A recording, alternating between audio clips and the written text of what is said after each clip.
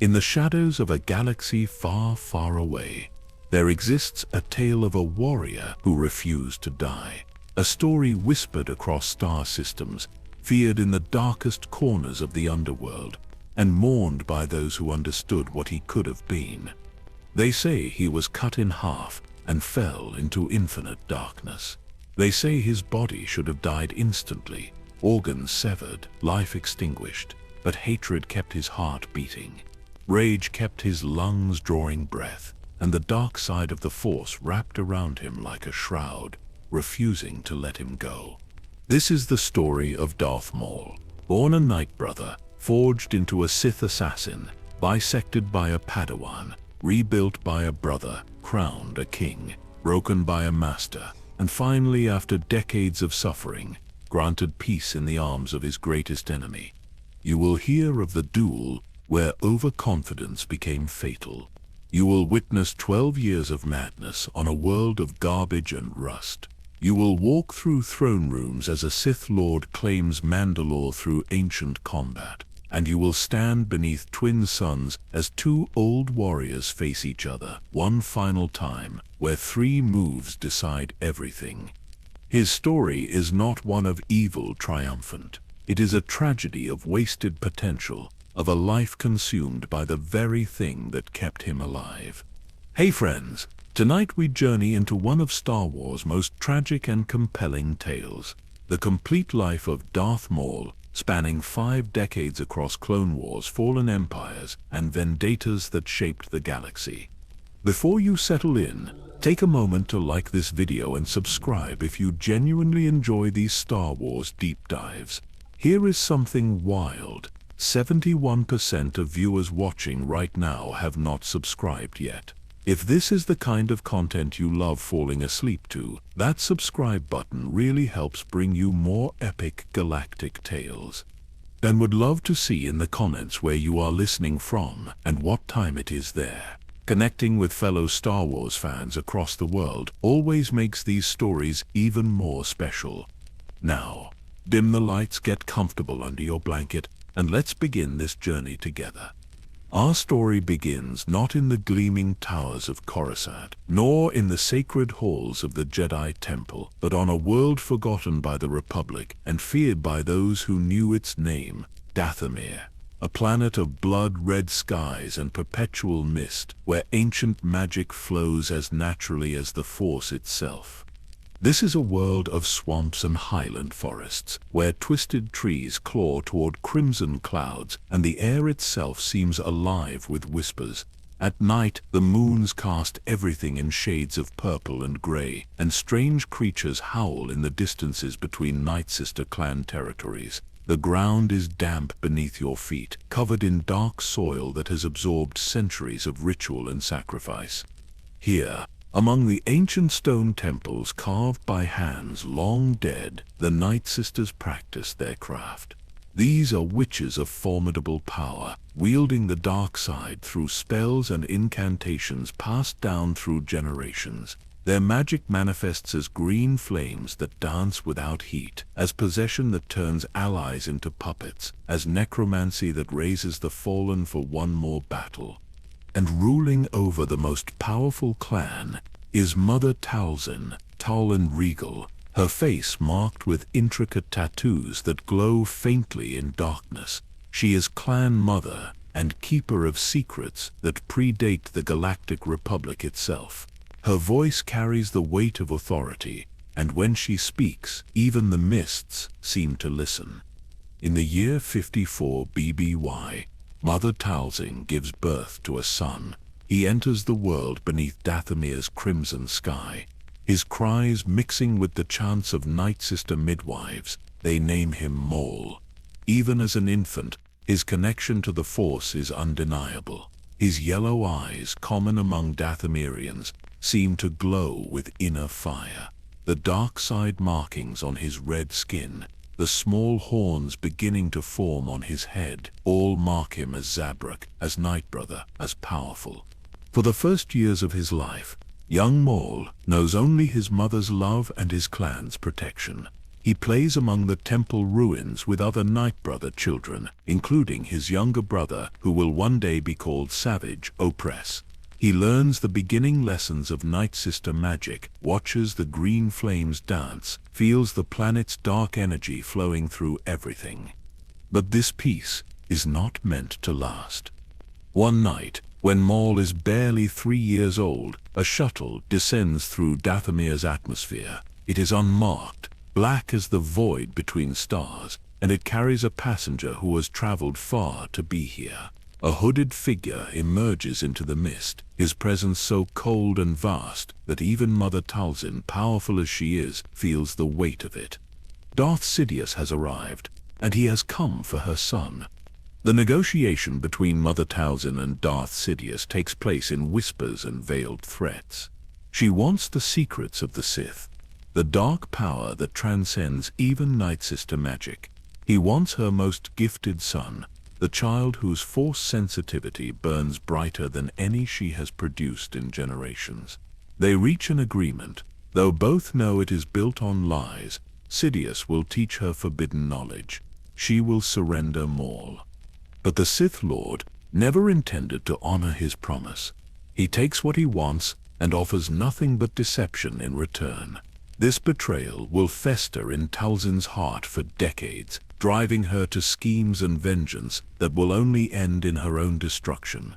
But that tragedy belongs to the future. Tonight she watches her 3-year-old son torn from her arms, screaming, reaching back toward her as the shuttle's boarding ramp closes. The last thing Maul sees of his homeworld is his mother's face, streaked with tears, fading into the red mist. The child has no say in this. He has no understanding of what is being stolen from him. He only knows that the warm arms that held him are gone, replaced by cold metal and colder silence. Darth Sidious takes his new acquisition to worlds the Republic does not chart, Mustafar, with its rivers of lava and volcanic fury, the barren wastes of Tosti, hidden facilities on Hypori, where no one asks questions and no one expects answers, and for a time, the Orsis Academy, a brutal training ground for assassins disguised as a private school for the elite. What happens to Maul over the next 20 years can barely be called education. It is systematic destruction and reconstruction. Sidious's philosophy is simple. Pain is the only teacher. Fear is the only ally. Everything else is weakness to be burned away. They start with the body. A child's bones break easily, but they heal. And when they heal, if the process is controlled, guided by Sith alchemy and dark science, they grow back stronger. Maul's skeleton is fractured and mended dozens of times. His muscles are pushed beyond their limits until they tear, then given just enough time to rebuild before the torture begins again. Sleep becomes a luxury measured in minutes. Food arrives only when Sidious decides he has earned it, and sometimes not even then. Starvation sharpens the mind. His master tells him, "It teaches you that survival is not a right but a privilege." The mental conditioning runs deeper than the physical. Sidious strips away everything that makes the child human. The name Maul is not a chosen identity, but a title, a designation for a weapon. His past on Dathomir becomes forbidden territory in his own mind. Mentioning his mother earns punishment so severe that eventually he stops thinking of her altogether. Buries those memories so deep they become almost myth. His brother Savage, the clan, the red skies, all of it locked away behind walls of pain and discipline. Sidious teaches through humiliation as much as agony. When young Maul fails a task, he is forced to kneel for hours in stress positions, while his master lectures about weakness. When he succeeds, there is no praise, only the absence of punishment. Love, compassion, mercy, these are Jedi lies, poisons that make a warrior soft. Maul learns to excise them like tumors. But the Sith Lord is not merely breaking a child. He is forging something specific. Combat training begins almost immediately. At age 5, Maul faces training droids programmed to hurt him. At 7, he fights captured criminals in a stone arena, learning that hesitation means death. By 10, he has killed his first sentient being, a Rodian smuggler who made the mistake of crossing Sidious's business interests. Lightsaber combat becomes Maul's obsession because it is the one area where he can find something resembling approval, form Thevan Juyo. The most aggressive and unpredictable of the classical forms, it suits him perfectly. Built on rage and channeled fury, it turns the wielder into a whirlwind of strikes with no defensive philosophy except overwhelming offense. Sidious teaches him to embrace his hatred, to let it fuel every movement. The angrier Maul becomes, the faster he strikes. The more pain he feels, the more powerful his connection to the dark side grows. Acrobatics blend seamlessly into his fighting style. Flips and rotations that would exhaust a normal warrior become second nature. His Zabrak physiology helps, his species naturally inclined toward physical endurance and pain tolerance. But Sidious pushes him beyond even those genetic advantages. Maul learns to fight without rest, to maintain peak performance even when exhausted, injured, bleeding. The construction of his lightsaber becomes a rite of passage. Most Sith build single-bladed weapons, elegant in their simplicity, but Maul creates something different under his master's guidance, a double-bladed lightsaber, 2 crimson blades extending from a curved hilt, doubling his offensive capability.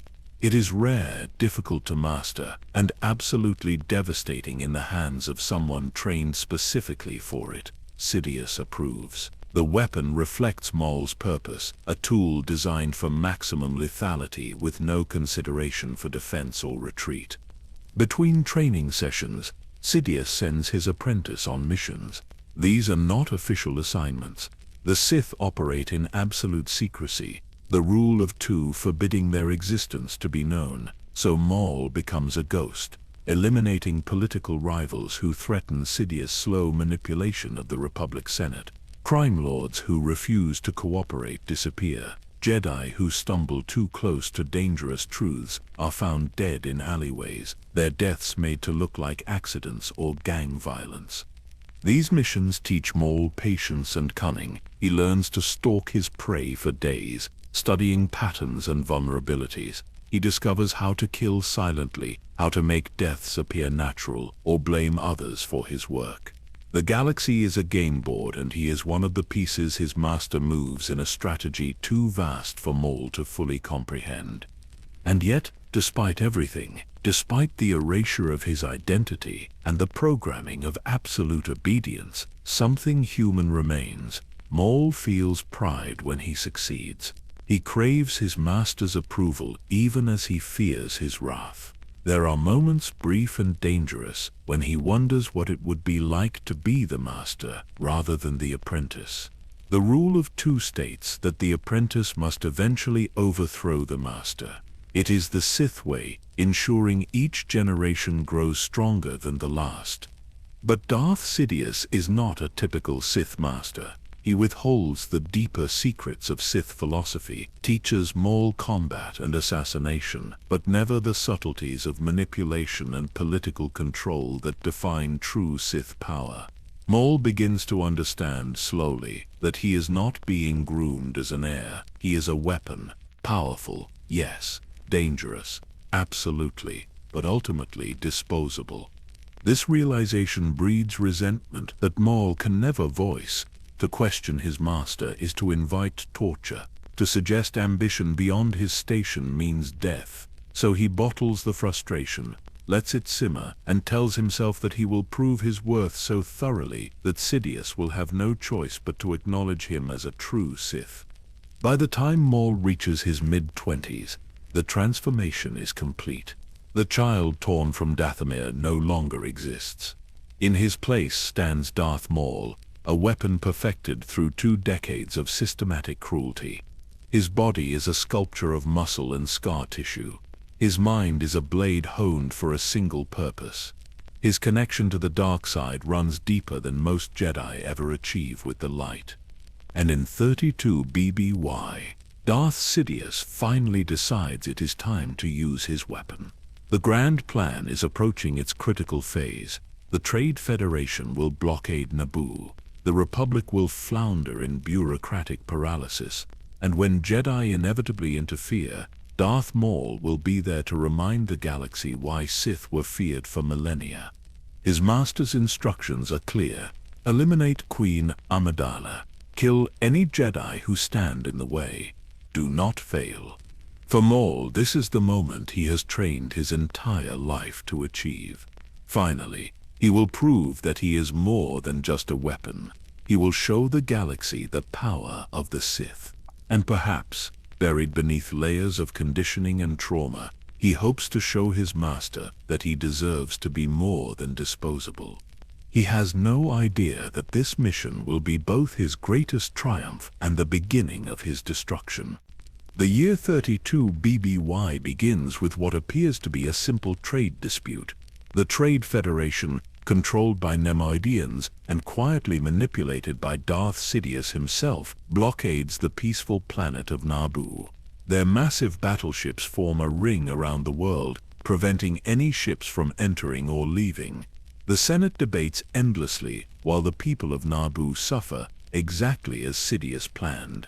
Supreme Chancellor Valorum, weak and ineffective, sends 2 Jedi to negotiate. Qui-Gon Jinn, a maverick master, known for following the will of the Force rather than the Council's dictates, and his Padawan, Obi Wan Kenobi, young but skilled, with hair still more brown than gray and a beard just beginning to fill in.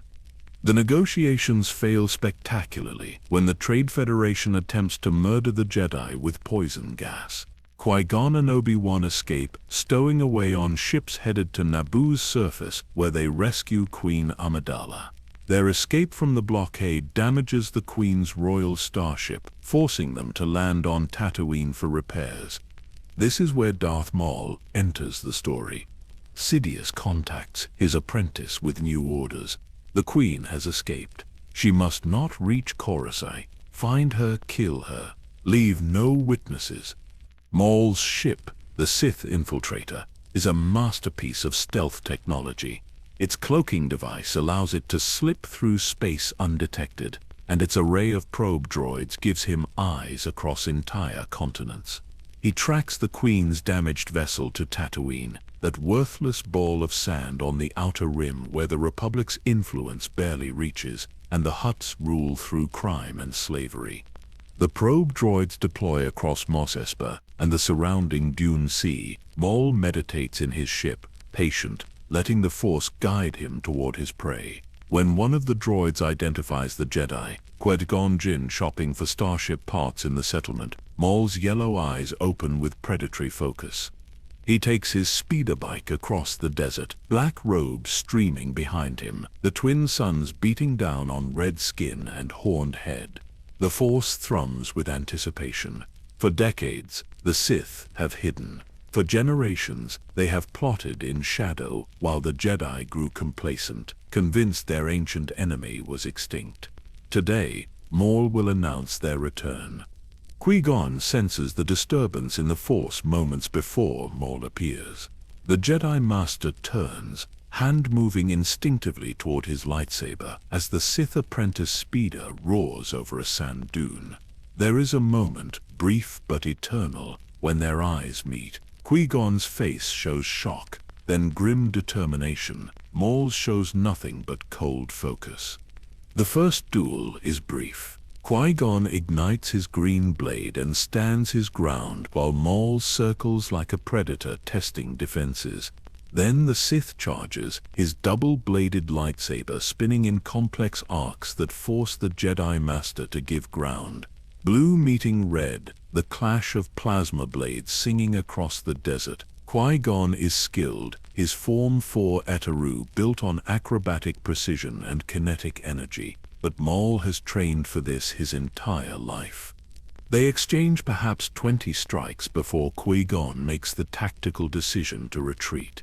He cannot win this fight alone in the open desert, not when the Queen and his Padawan wait nearby. He flips backward, using the Force to propel himself in a leap that covers impossible distance, then sprints toward the waiting starship.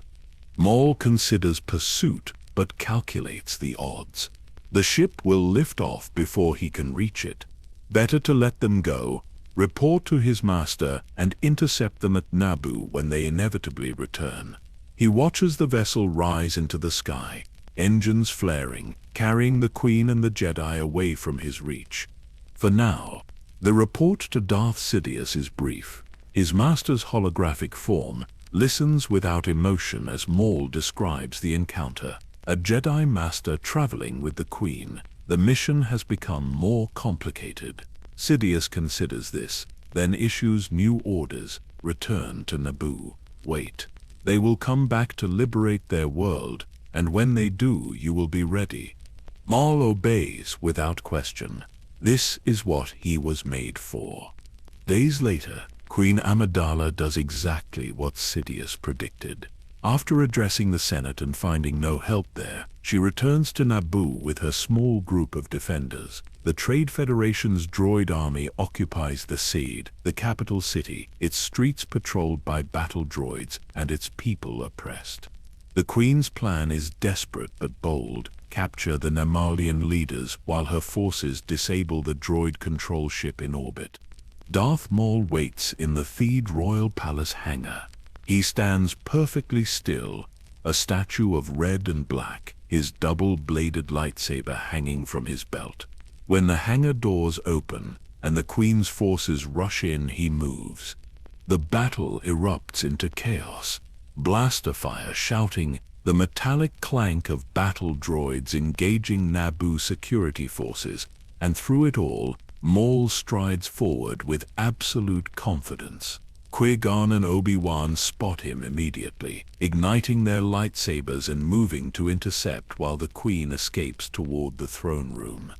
Now the real duel begins. 3 against 1 would overwhelm most warriors. Against 2 Jedi, even a Sith should show caution. But Maul has no fear. His double-bladed weapon becomes a blur of crimson light, each end controlled with precision that comes from decades of training. He spins, blocks, attacks, forcing both Jedi to coordinate perfectly just to survive. They fight through the hangar, then into the Theed power generator complex. The architecture here is uniquely Naboo, all elegant curves and open spaces built around a massive central shaft that plunges down into the planet's core. Catwalks and platforms surround the abyss, and periodically, plasma containment shields activate to protect maintenance workers from the energy surges. Maul uses the terrain masterfully. He flips over railings, runs along walls, keeps both Jedi off balance with his relentless aggression. Qui-Gon's experience shows in his measured responses, conserving energy while looking for openings. Obi Wan fights with the passionate intensity of youth, attacking when he should defend, letting emotion cloud his judgment. Then the plasma shields activate, separating them. Qui-Gon is caught ahead, alone with Maul. Obi Wan is trapped several barriers back, forced to watch and wait as the deadly shields cycle on and off in timed intervals. This moment is critical. Both the Sith and the Jedi Master understand that when the shields drop, one of them will likely die. Qui-Gon kneels in meditation, centering himself in the Force, releasing fear and attachment. If this is his time, he will accept it. He thinks of his Padawan, hopes Obi-Wan has learned enough to complete his training elsewhere. He thinks of the boy they found on Tatooine, Anakin Skywalker, and wonders if he truly is the chosen one. Maul paces like a caged predator. He does not meditate. He feeds his anger, lets it build, prepares to channel every ounce of dark power into the killing strike. This Jedi is skilled, perhaps the most dangerous opponent Maul has faced. But he will fall. They all will. The shields deactivate. Maul explodes forward with Force-enhanced speed. Qui-Gon barely manages to bring his blade up in time, and the duel resumes with even greater intensity.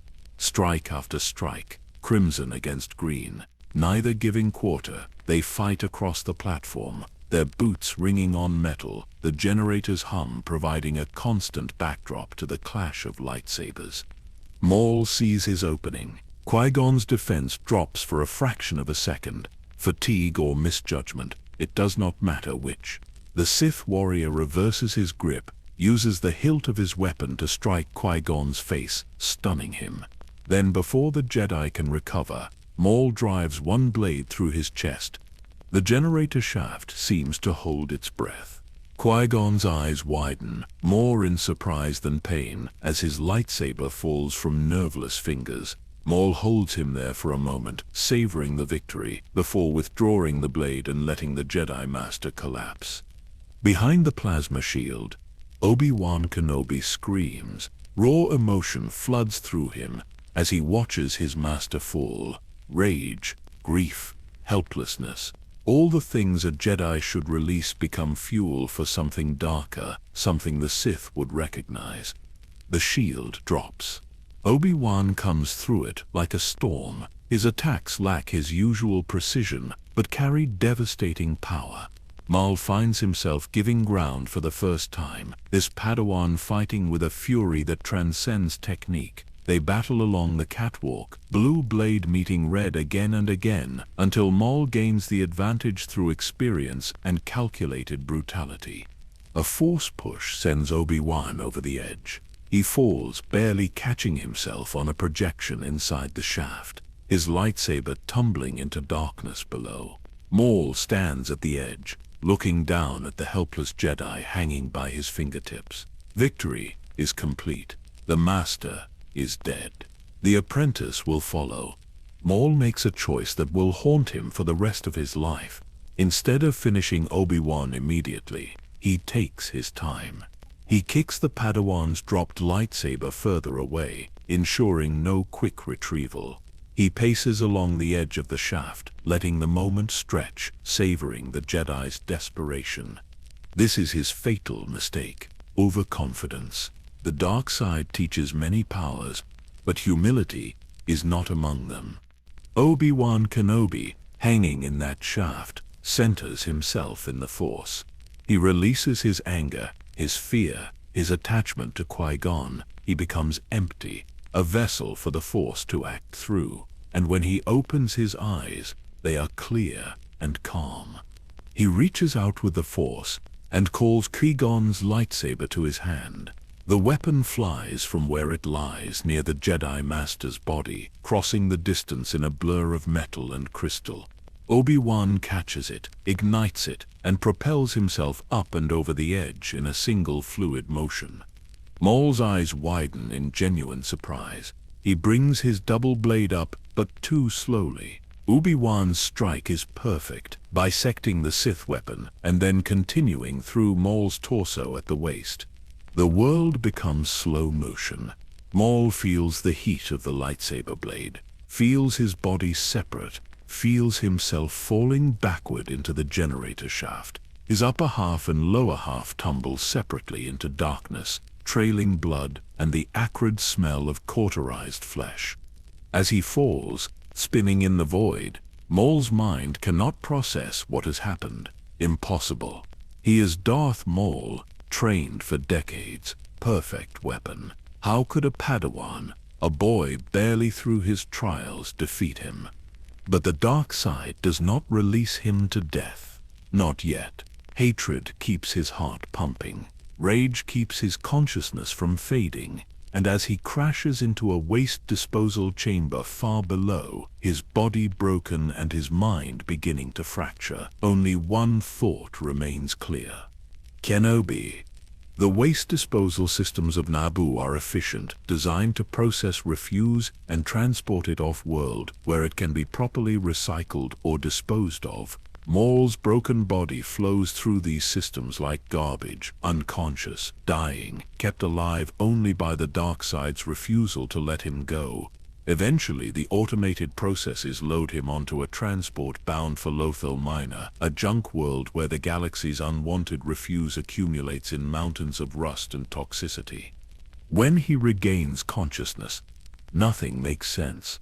Pain screams through neural pathways that should not exist. His lower body is gone, severed cleanly at the waist, yet somehow he still lives.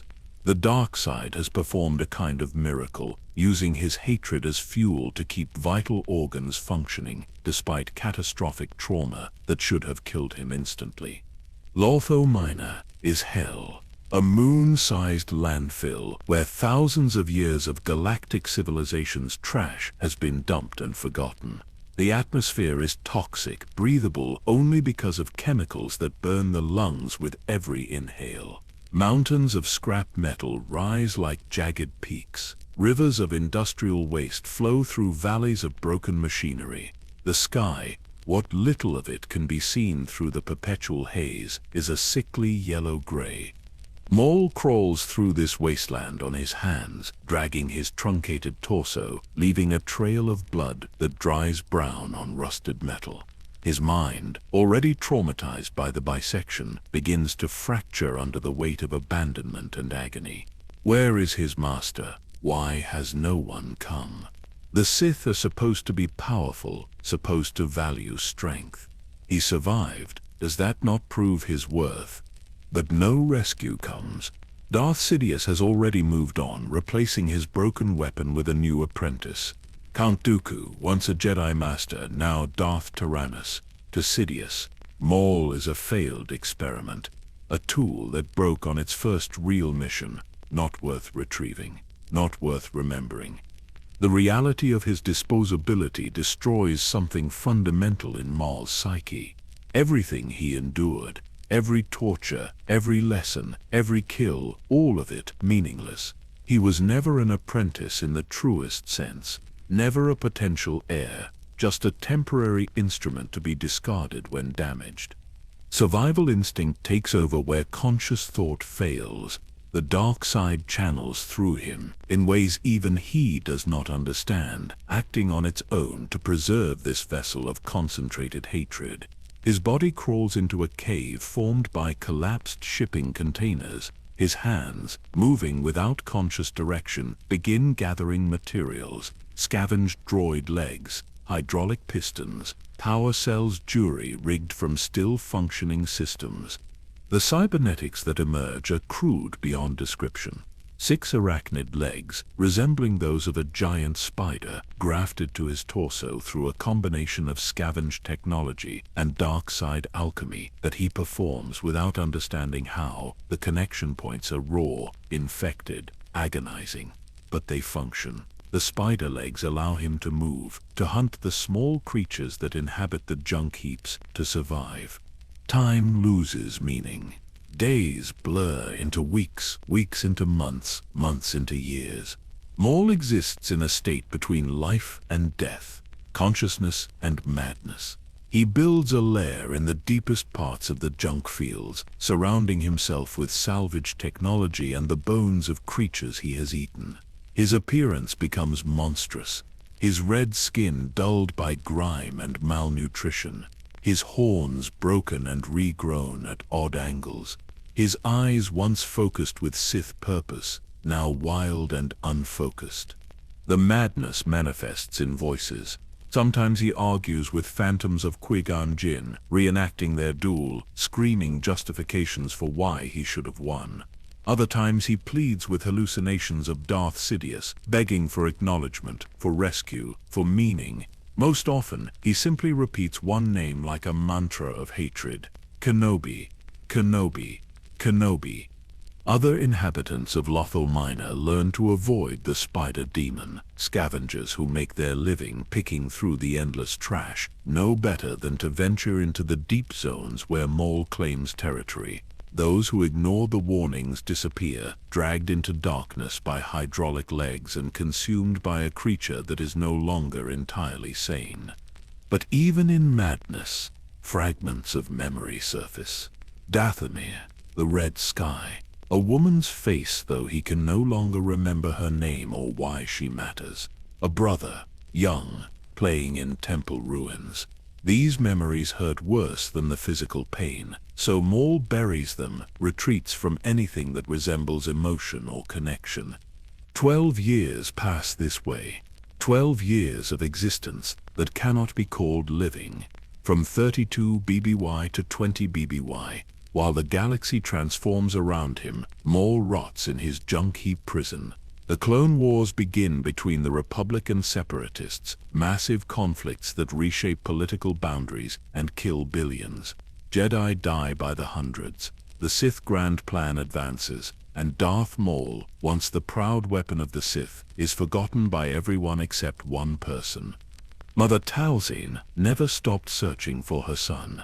Despite Sidious' betrayal, despite decades of silence, despite every indication that Maul died on Naboo, she believes the Night Sisters possess magics that transcend normal Force abilities, techniques for finding lost souls even across the vast distances of space. She reaches out through the dark currents of the galaxy, searching, calling, refusing to accept that her firstborn is truly gone. And finally, she finds him. The connection is faint, distorted by madness and distance, but unmistakable. Her son lives, broken, insane, but alive. Talzin turns to her second son, Savage Oprys, grown to adulthood on Dathomir, massive even by Zabrak standards. She has plans for him, dangerous plans involving Count Dooku and the Separatist movement. But first, a more personal mission. Find his brother, bring him home. Savage's journey takes him across the Outer Rim, following cryptic clues and dark whispers. Dathomir is spoken of in hushed tones among criminals and smugglers, a cursed place, haunted. Some speak of a demon in the depths, a spider creature that kills anything living. Savage follows these rumors to their source. The moon's toxic atmosphere forces him to wear a breathing apparatus as he descends into the junk fields. Mountains of debris stretch in every direction, and the deeper he goes, the more the Force seems to pulse with dark energy. Something powerful lurks here, something damaged and dangerous. He finds the lair in a collapsed section of what might have once been a massive cargo hauler. The entrance is barely wide enough for his broad frame, and inside the darkness is absolute. Savage ignites a small light, and the shadows retreat to reveal a nightmare. Maul crouches in the center of the space, his spider legs clicking against metal, his torso hunched and trembling. His eyes reflect the light like an animal's, and when he speaks, his voice is rough from years of screaming at phantoms. Who dares? Who comes to my domain? Savage steps forward slowly, hands open and non-threatening. Brother, I am your brother. The word seems to penetrate Maul's madness. He tilts his head, studying the massive Zabrak before him. Something in the face, in the horns, in the red skin marked with black tattoos triggers buried memories. Brother. He had a brother once before the pain, before the betrayal, before Kenobi. Brother, Maul repeats, the word foreign on his tongue. Brother, I had a brother. Mother had 2 sons, 2, but I was taken, chosen, apprentice, so powerful. Then they took everything, cut me, left me, forgot me. The words tumble out in fragments, past and present and delusion all mixed together. Savage listens, his heart breaking at what his sibling has become. This is not a proud Sith Lord. This is a broken thing, a victim of cruelty beyond measure. I am here to take you home, Savage says gently. Mother is waiting. She never stopped looking for you. Mother, the word unlocks something deeper. Talzin. The name surfaces from the depths of Maul's shattered mind. Green flames, chanting. Love, a concept he thought had been erased. She came for him. After everything, she did not forget. Maul collapses, the spider legs folding beneath him, and for the first time in 12 years, something resembling hope flickers in his eyes. Home, he whispers. Take me home. Savage lifts his brother's emaciated form with careful strength, and together they leave Dathomir behind. The journey back to Dathomir takes days, and throughout it, Savage watches his brother drift between lucidity and madness.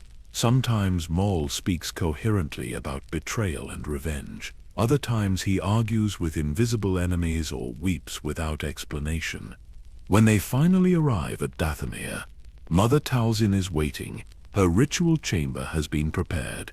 The ancient stones carved with symbols of power, the air thick with incense and dark energy. She looks upon her son, sees what has been done to him, and her face hardens with a fury that makes even Savage step back. Sidious will pay for this. Not today, not tomorrow, but someday. The Sith Lord will answer for stealing her son and returning him broken. But first, healing, restoration. The Night Sisters gather, 13 witches forming a circle around Maul's spider form. Talzin begins the chant, and green flames erupt from the stone floor, wrapping around her son in tendrils of pure magic. The ritual is agonizing. To repair a mind shattered so completely requires tearing down what remains and rebuilding from scattered pieces.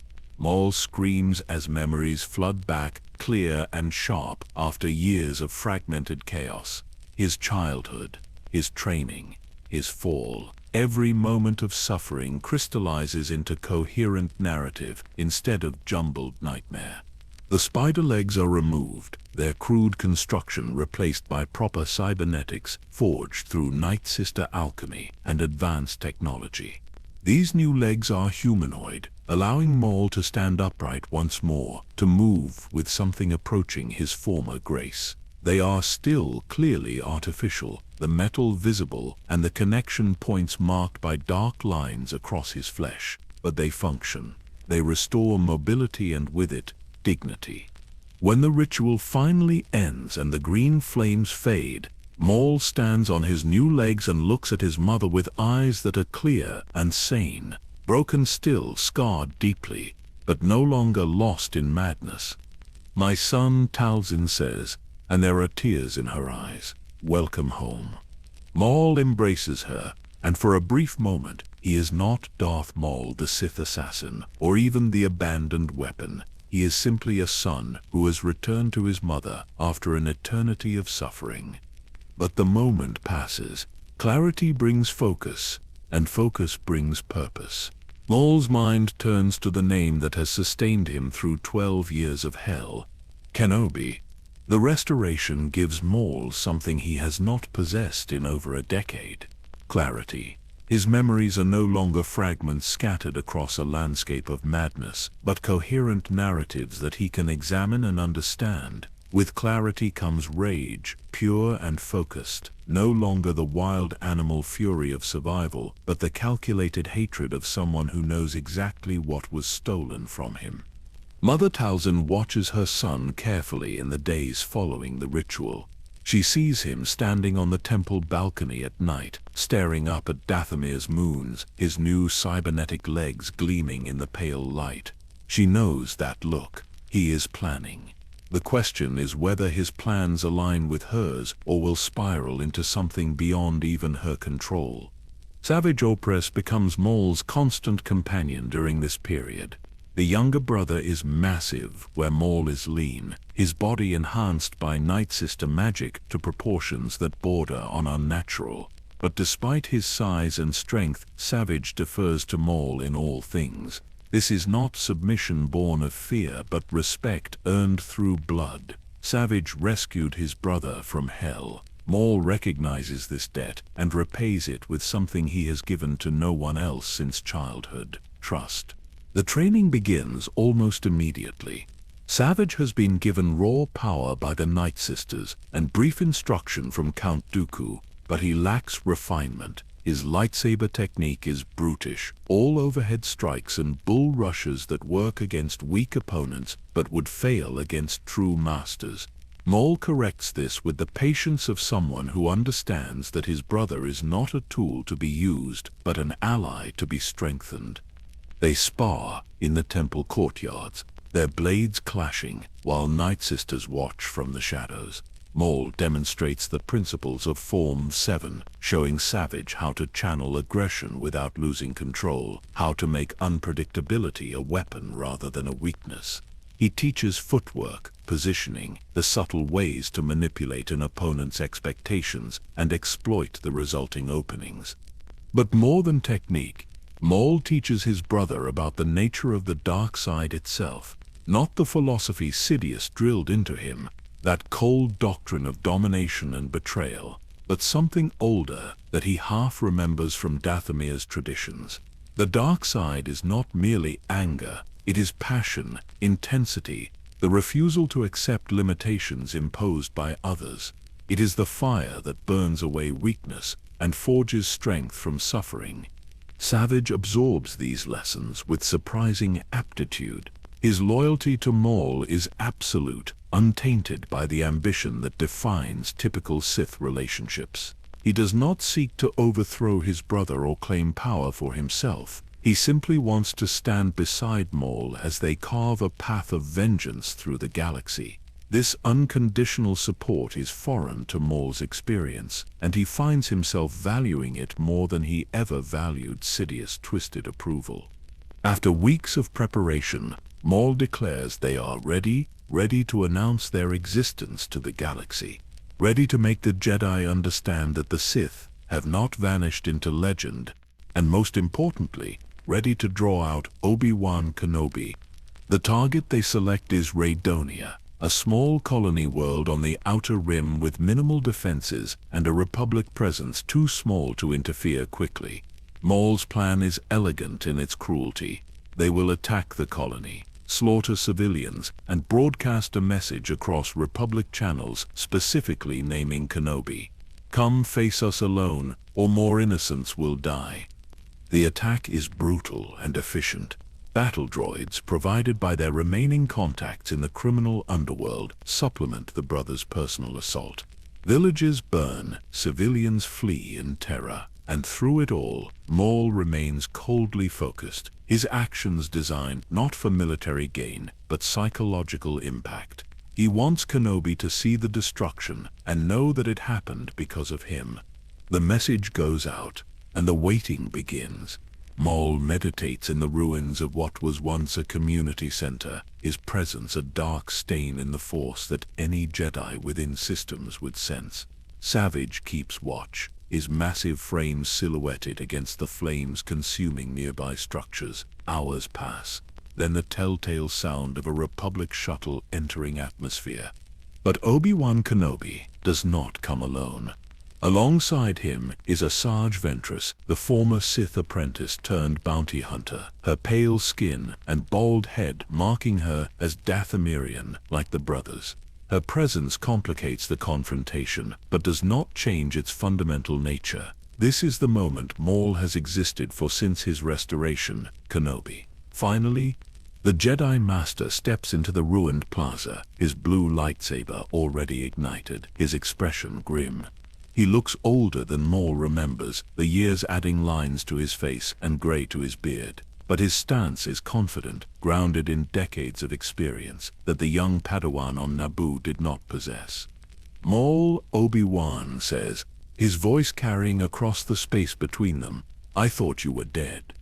"As you can see, I survived," Maul replies, his own blade igniting, the familiar crimson glow that has haunted Obi Wan's nightmares. "Your training, your master, your order have failed you. In the end, hatred kept me alive, where your light could not." There is no more talking after that. Savage engages Ventress, their duel a clash of brute strength against agile precision, and Maul finally faces his obsession, the man who cut him in half and left him to fall into darkness.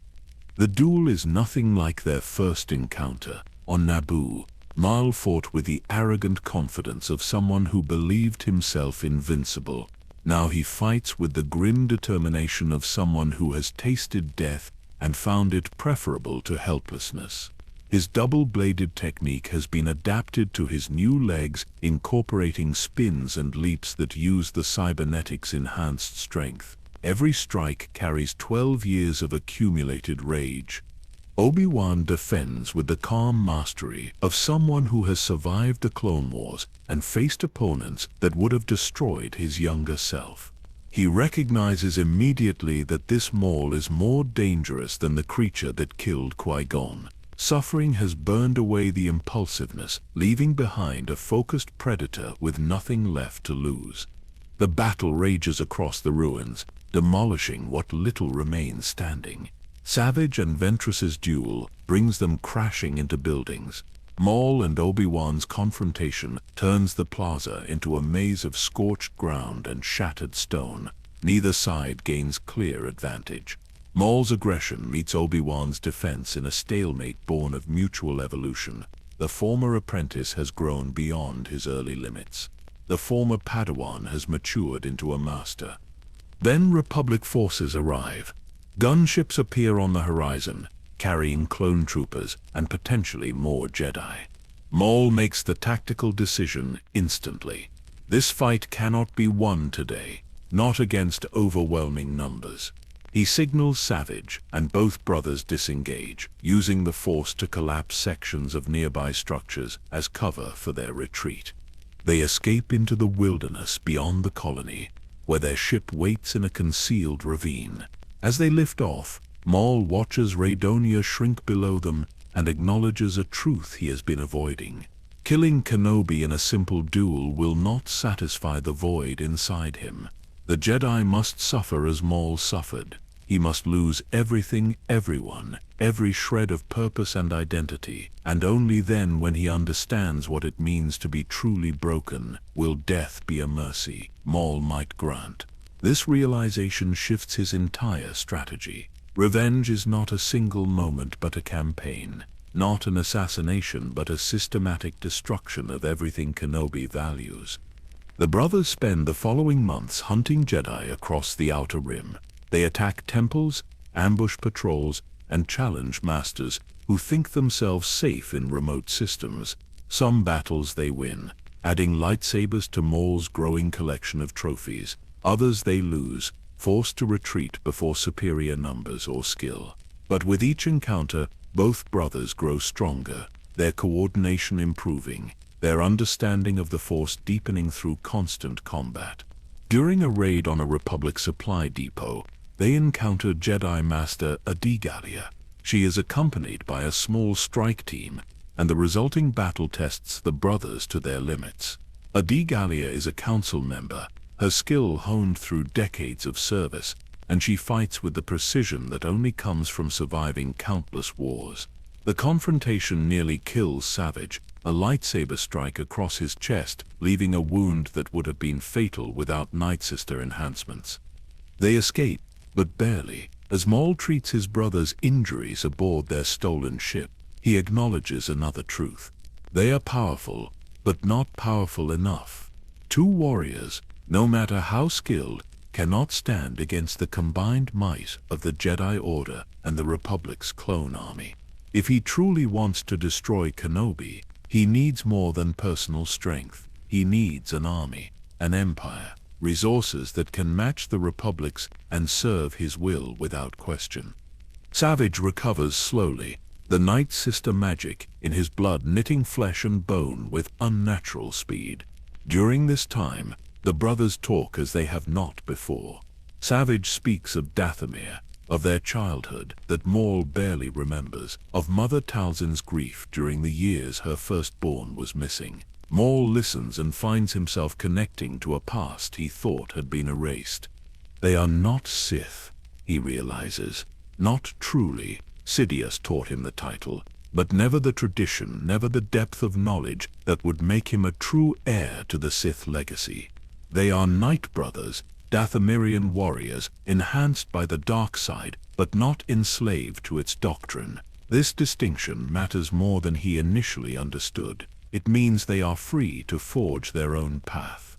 When Savage is healed enough to fight again, Maul shares his new vision. They will not continue as mere assassins striking at isolated targets. They will build something greater. The galaxy is embroiled in the Clone Wars, with criminal syndicates and mercenary groups growing rich off the chaos. These organizations have resources, connections, and most importantly, no particular loyalty to either side of the conflict. Maul will unite them. not through force domination or Sith philosophy, but through the simpler currencies of fear and profit. He will forge an empire from the galaxy's underworld, and with that empire he will have the power to truly hurt Obi Wan Kenobi. The brothers set course for Mandalore, where rumors speak of exiled warriors seeking to reclaim their homeworld from pacifist rule. These Death Watch soldiers are exactly what Maul needs. Skilled fighters with their own agenda, desperate enough to accept a partnership with Sith if it serves their goals. As their ship travels through hyperspace, Maul stands before the viewport watching the blue tunnel of faster-than-light travel. Savage joins him, and for a moment the brothers simply exist together in comfortable silence. They have each other. They have purpose. And soon, they will have power. Kenobi has no idea what is coming, but he will learn. They all will. Mandalore has always been a world of contradictions. Once its warriors were feared across the galaxy, their armor and weapons synonymous with skill and honor. But centuries of conflict took their toll, and the planet's recent history has been dominated by pacifists who rejected the warrior traditions in favor of neutrality and peace. Duchess Satine Kryze leads this new Mandalore from the capital city of Sundari, her rule maintained by the protection of Republic political support rather than military might. But not all Mandalorians accepted this transformation. The Death Watch, led by Pre Vizsla, are exiles who cling to the old ways. They operate from shadows and hidden bases, conducting terrorist attacks meant to destabilize Satine's government and prove that pacifism cannot protect Mandalore from a hostile galaxy. They are skilled, motivated, and desperate for allies who can help them reclaim what they believe was stolen. Maul recognizes opportunity when he sees it. The Death Watch needs legitimacy and resources. He can provide both if they are willing to serve his larger purpose. The negotiation happens on Zanbar, a moon controlled by Death Watch forces, in a fortress carved from ancient rock that speaks to Mandalorian architectural traditions spanning millennia. Pre Vizsla is a striking figure. His armor painted in Death Watch's distinctive blue and gray, the darksaber hanging from his belt as a symbol of his claim to leadership. The darksaber itself is legendary, an ancient weapon created by the only Mandalorian ever inducted into the Jedi Order, its black blade edged in white, a visual opposite of typical lightsabers. Whoever wields it has a claim to rule Mandalore through rite of combat, a tradition that runs deeper than any political appointment. The meeting is tense. Vizsla is pragmatic but not foolish, and he recognizes Maul as something dangerous beyond typical criminal contacts. But Maul presents his proposal with calculated charm, explaining how their goals align. Death Watch wants Mandalore. Maul wants to build a criminal empire and use Mandalore as its center. Together, they can achieve both objectives. The plan Maul outlines is elegant. They will use the Shadow Collective, a coalition of criminal organizations under unified command, to create chaos on Mandalore. These attacks will make Satine's government appear weak and ineffective. Then Death Watch will sweep in as saviors, defeating the criminals and claiming power through popular support. Once established, they will maintain their partnership, with Death Watch ruling openly while Maul controls the underworld infrastructure that truly runs the planet. Vizsla agrees, though his eyes betray calculation that suggests he is already planning how to dispose of his Sith allies once they are no longer useful. Maul recognizes this look. He has worn it himself. The difference is that Vizsla does not understand who he is dealing with. Building the Shadow Collective requires traveling to worlds that exist in the cracks of galactic civilization. Maul and Savage visit Mustafar, where the Black Sun criminal syndicate maintains operations in the shadow of volcanic destruction. The organization specializes in assassination, smuggling, and protection rackets, with reach across hundreds of systems.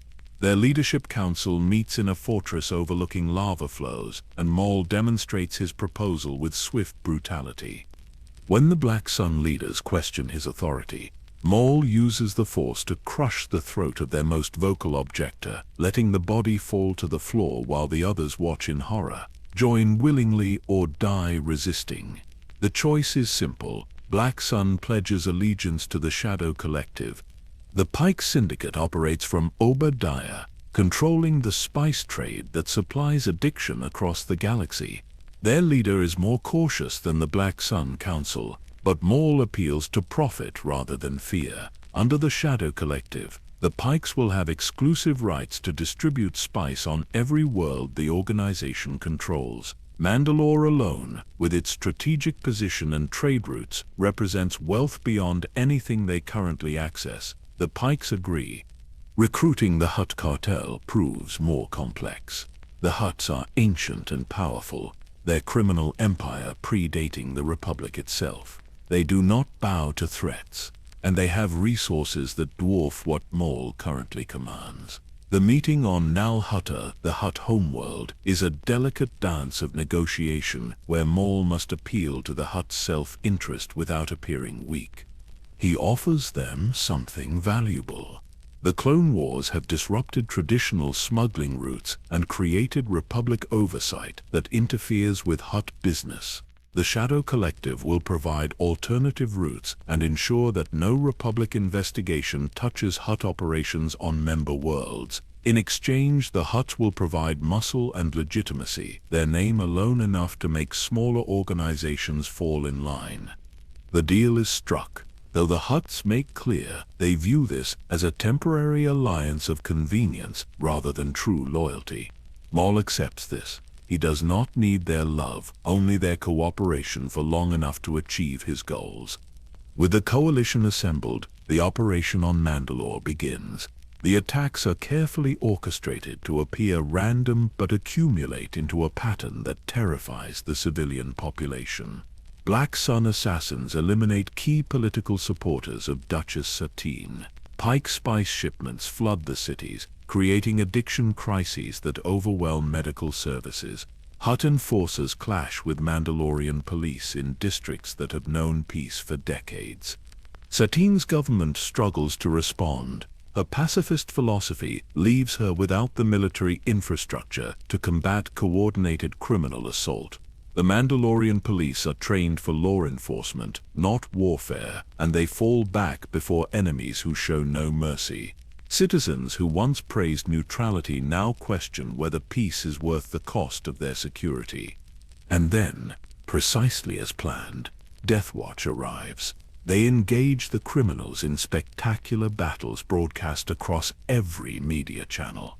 Proud Vizsla personally leads assaults that drive back Black Sun forces. His warriors, armored and skilled, represent everything traditional Mandalorians believe their people should be: strong, proud, capable of protecting themselves rather than relying on Republic protection. Public opinion shifts rapidly. Satine's support crumbles as citizens embrace Death Watch as heroes. Within weeks, Vizsla marches into Sundari and claims leadership of Mandalore. Satine is imprisoned, her government dissolved, and Death Watch establishes military rule with promises of restored glory. Maul watches from the shadows, satisfied. The first phase is complete. Mandalore belongs to the Shadow Collective, even if most citizens believe Death Watch rules independently. The criminal infrastructure Maul controls now has a legitimate government providing cover and protection. Weapons, spice, stolen goods, all flowing through Mandalore's ports without Republic oversight. But Vizsla makes his move sooner than Maul anticipated. During a meeting in the throne room of the royal palace, Vizsla suddenly orders his soldiers to arrest the brothers. Maul and Savage find themselves surrounded by Mandalorian warriors with weapons trained, the trap sprung with efficiency that speaks to careful planning. "You have served your purpose, Sith," Vizsla announces, his hand resting on the Darksaber's hilt. "Mandalore is mine. I don't need you anymore." Maul does not resist as they place him in binders and drag him to the prison cells beneath the palace. Savage rages, his massive strength allowing him to break free briefly before being subdued by sheer numbers. They are thrown into adjacent cells, energy fields sealing them inside, while Vizsla's soldiers stand guard. Savage is furious, demanding they fight their way free. But Maul is calm, almost serene. He saw this betrayal coming, planned for it. Vizsla has made a critical mistake by assuming the rules of criminal partnership apply to someone schooled in Sith philosophy. Maul does not need blasters or armies to escape. He has something more fundamental. He challenges Vizsla to single combat, invoking Mandalorian tradition that no warrior can refuse without losing honor. The challenge spreads through Death Watch ranks like wildfire. Their culture is built on respect for combat prowess, and regardless of Vizsla's practical concerns about keeping a dangerous enemy imprisoned, he cannot ignore a formal challenge without appearing cowardly to his own troops. They meet in a courtyard that has been hastily converted into an arena, with Death Watch warriors forming a circle around the perimeter. The rules are established: single combat, no outside interference, no force powers, as Maul agrees to honor Mandalorian tradition. Victory goes to whoever survives. Vizsla ignites the darksaber, its unique blade humming with a frequency distinct from normal lightsabers. He is confident, his skills honed through years of leading Death Watch operations. Maul faces him with no weapon initially, simply standing in the center of the arena with his arms loose at his sides. The first exchange is brutal. Vizsla comes in fast, the darksaber arcing toward Maul's neck. The former Sith apprentice dodges with minimal movement, his enhanced reflexes allowing him to read the strike before it fully develops. He closes distance, landing a punch to Vizsla's ribs that dents armor and drives air from lungs. They circle each other, Vizsla adjusting his assessment upward. This will not be easy. He triggers his armor's flamethrower, forcing Maul to flip backward to avoid being immolated. The darksaber follows the flames, a combination attack that should corner any opponent. But Maul is not any opponent. He rips a metal pipe from the arena floor using pure strength and wields it like a staff, deflecting the darksaber's strikes with precision that speaks to decades of lightsaber training. The pipe glows where the blade touches it, but holds together long enough for Maul to hook Vizsla's leg and sweep him to the ground. The combat becomes savage. They grapple, punch, use every dirty trick available to gain advantage. Vizsla's armor provides protection, but limits mobility. Maul's cybernetic legs hit with mechanical force that cracks plasteel. They are both bleeding, both exhausted, when Maul finally disarms Vizsla with a strike that numbs his hand and sends the darksaber skittering across stone. Maul catches the ancient weapon, its black blade igniting in his grip. The symbolism is not lost on anyone watching. By Mandalorian law, by the tradition Vizsla himself invoked when claiming leadership, Maul has just won the right to rule. Vizsla tries to speak, perhaps to argue or plead, but Maul grants him the honor of dying as a warrior. The darksaber pierces his chest, quick and clean, and the former Death Watch leader falls without ceremony. Maul raises the weapon high, turning slowly to address the assembled Mandalorians. "I claim this blade and this world as my own. Who challenges my right?" Many do. Bo-Katan cries. Satine's sister and a Death Watch lieutenant refuses to accept an outsider's rule, regardless of combat tradition. She rallies loyalists and flees the palace, beginning a resistance that will complicate Maul's control. But the majority of Death Watch accepts him, their culture's emphasis on strength overriding concerns about his origins. Mandalore belongs to Darth Maul. The Shadow Collective controls one of the most strategically important worlds in the galaxy. Criminal organizations across hundreds of systems now operate under his command. He has wealth, power, and an army capable of challenging even Republic forces. But none of it matters compared to what comes next. Because now, finally, he has the resources to truly hurt Obi Wan Kenobi in ways a simple duel never could. Power sits strangely on Maul's shoulders. He rules Mandalore from the shadows, installing Prime Minister Almec as his public face, while making decisions from the throne room that once belonged to Duchess Satine.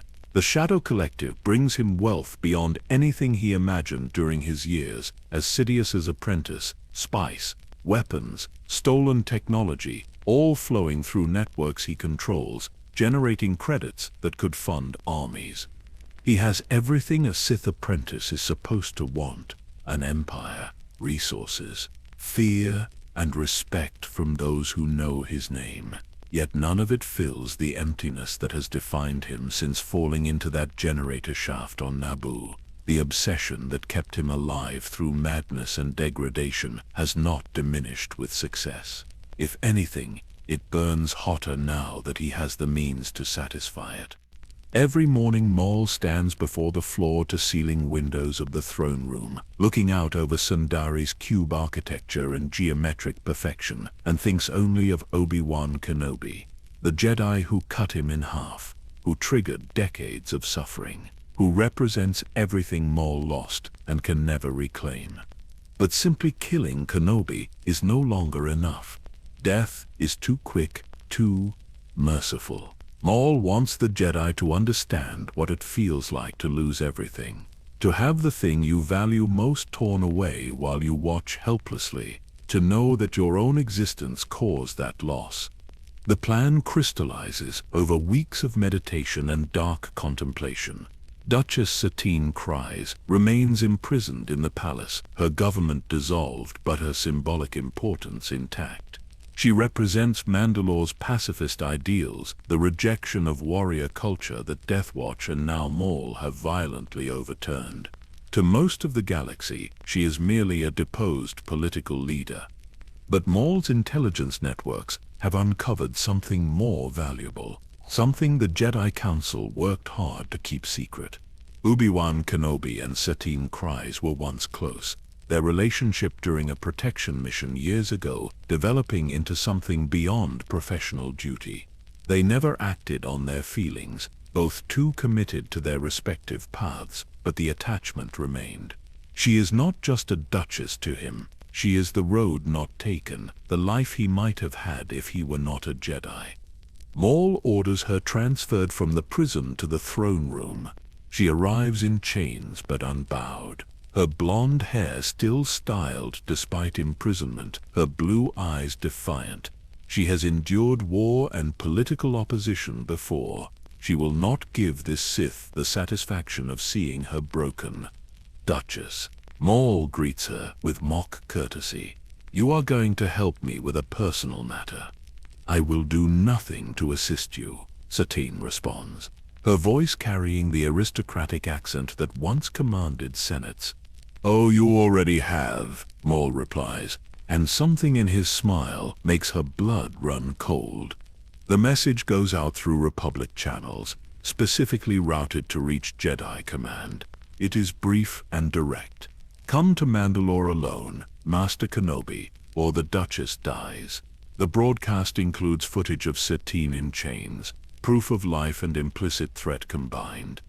The Jedi Council debates sending a force, but Obi-Wan volunteers to go alone. He knows it is a trap, knows that Maul is manipulating him through attachment, using emotions that a Jedi should have released years ago. But he also knows he will go regardless of the Council's decision, because some bonds transcend even the code.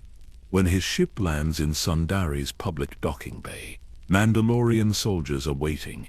They do not attack, simply escort him through streets that used to welcome him as a friend, but now view him with suspicion and fear. The palace doors open, and Obi-Wan walks into darkness. The throne room has been dramatically lit for this confrontation. Shadows pool in corners while harsh lights illuminate the center where Satine kneels, Maul standing behind her with the darksaber resting against her shoulder. Savage Opress stands to one side, massive and menacing. Death Watch soldiers line the walls. Obi Wan stops at the designated spot, his hands visible and empty, his lightsaber clipped to his belt but not drawn. His eyes meet Satine's, and in that moment, years of unspoken emotion pass between them. "I am sorry," his expression says. "This is not your fault," hers replies. "Hello, Kenobi." Maul's voice echoes through the chamber. "I have been waiting for you. We all have." "Release her, Maul." Obi-Wan responds calmly. "Your quarrel is with me, not with Duchess Satine." On the contrary, Maul circles his prisoner slowly, the darksaber humming near her throat. "My quarrel is very much with her, or rather, with what she represents. Tell me, Jedi, what is the greatest weakness of your order?" Obi-Wan does not answer, but Maul continues anyway, his voice rising with theatrical passion. "Attachment, love, the very things that make you human are forbidden, locked away, denied, until you become hollow shells pretending that compassion without connection means anything at all. You loved her, perhaps still do. Yet your code demanded you abandon that love, sacrifice it on the altar of Jedi purity." "The Jedi do not forbid love," Obi-Wan replies carefully. "We forbid possession and attachment that clouds judgment." Semantics. Maul's shout makes Satine flinch despite her composure. "You abandoned her. And for what? To serve a republic that barely functions. To follow rules written by dead philosophers who understood nothing of real power or real emotion." He leans close to Satine's ear, speaking loud enough for Obi-Wan to hear. "He left you, chose his lightsaber over your hand. How does that feel, Duchess? Knowing you were not worth staying for." "He made the right choice," Satine answers, her voice steady. "Service to something greater than oneself is not weakness, Maul. It is strength you will never understand." The blow comes so fast that even Obi-Wan barely tracks it. Maul's fist connects with Satine's face, snapping her head to the side. Blood trickles from her split lip, but she does not cry out. "Stop." Obi-Wan's hand moves toward his lightsaber, but Mandalorian weapons immediately train on him from every angle. Maul raises one finger, and the soldiers hold fire but remain ready. "You see, Kenobi, I have learned something during my years of suffering. Direct violence is crude, temporary, but psychological torture, making someone watch as you destroy what they love, that creates wounds that never heal." He raises the darksaber, and for a heartbeat, the entire room holds its breath.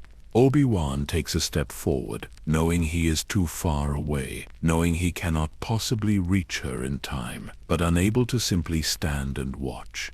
"Her death is your fault," Maul says, and drives the black blade through Satine's chest. Time fractures. Satine's eyes widen, meeting Obi-Wan's across the distance between them. She tries to speak, but blood fills her mouth. The darksaber withdraws, and she collapses forward, only Maul's grip on her hair keeping her from falling completely. Obi-Wan's scream is raw and primal, a sound of anguish that has nothing to do with Jedi composure and everything to do with human grief. He lunges forward, but Savage intercepts him, the massive Zabrak's fist connecting with his stomach and driving him to his knees.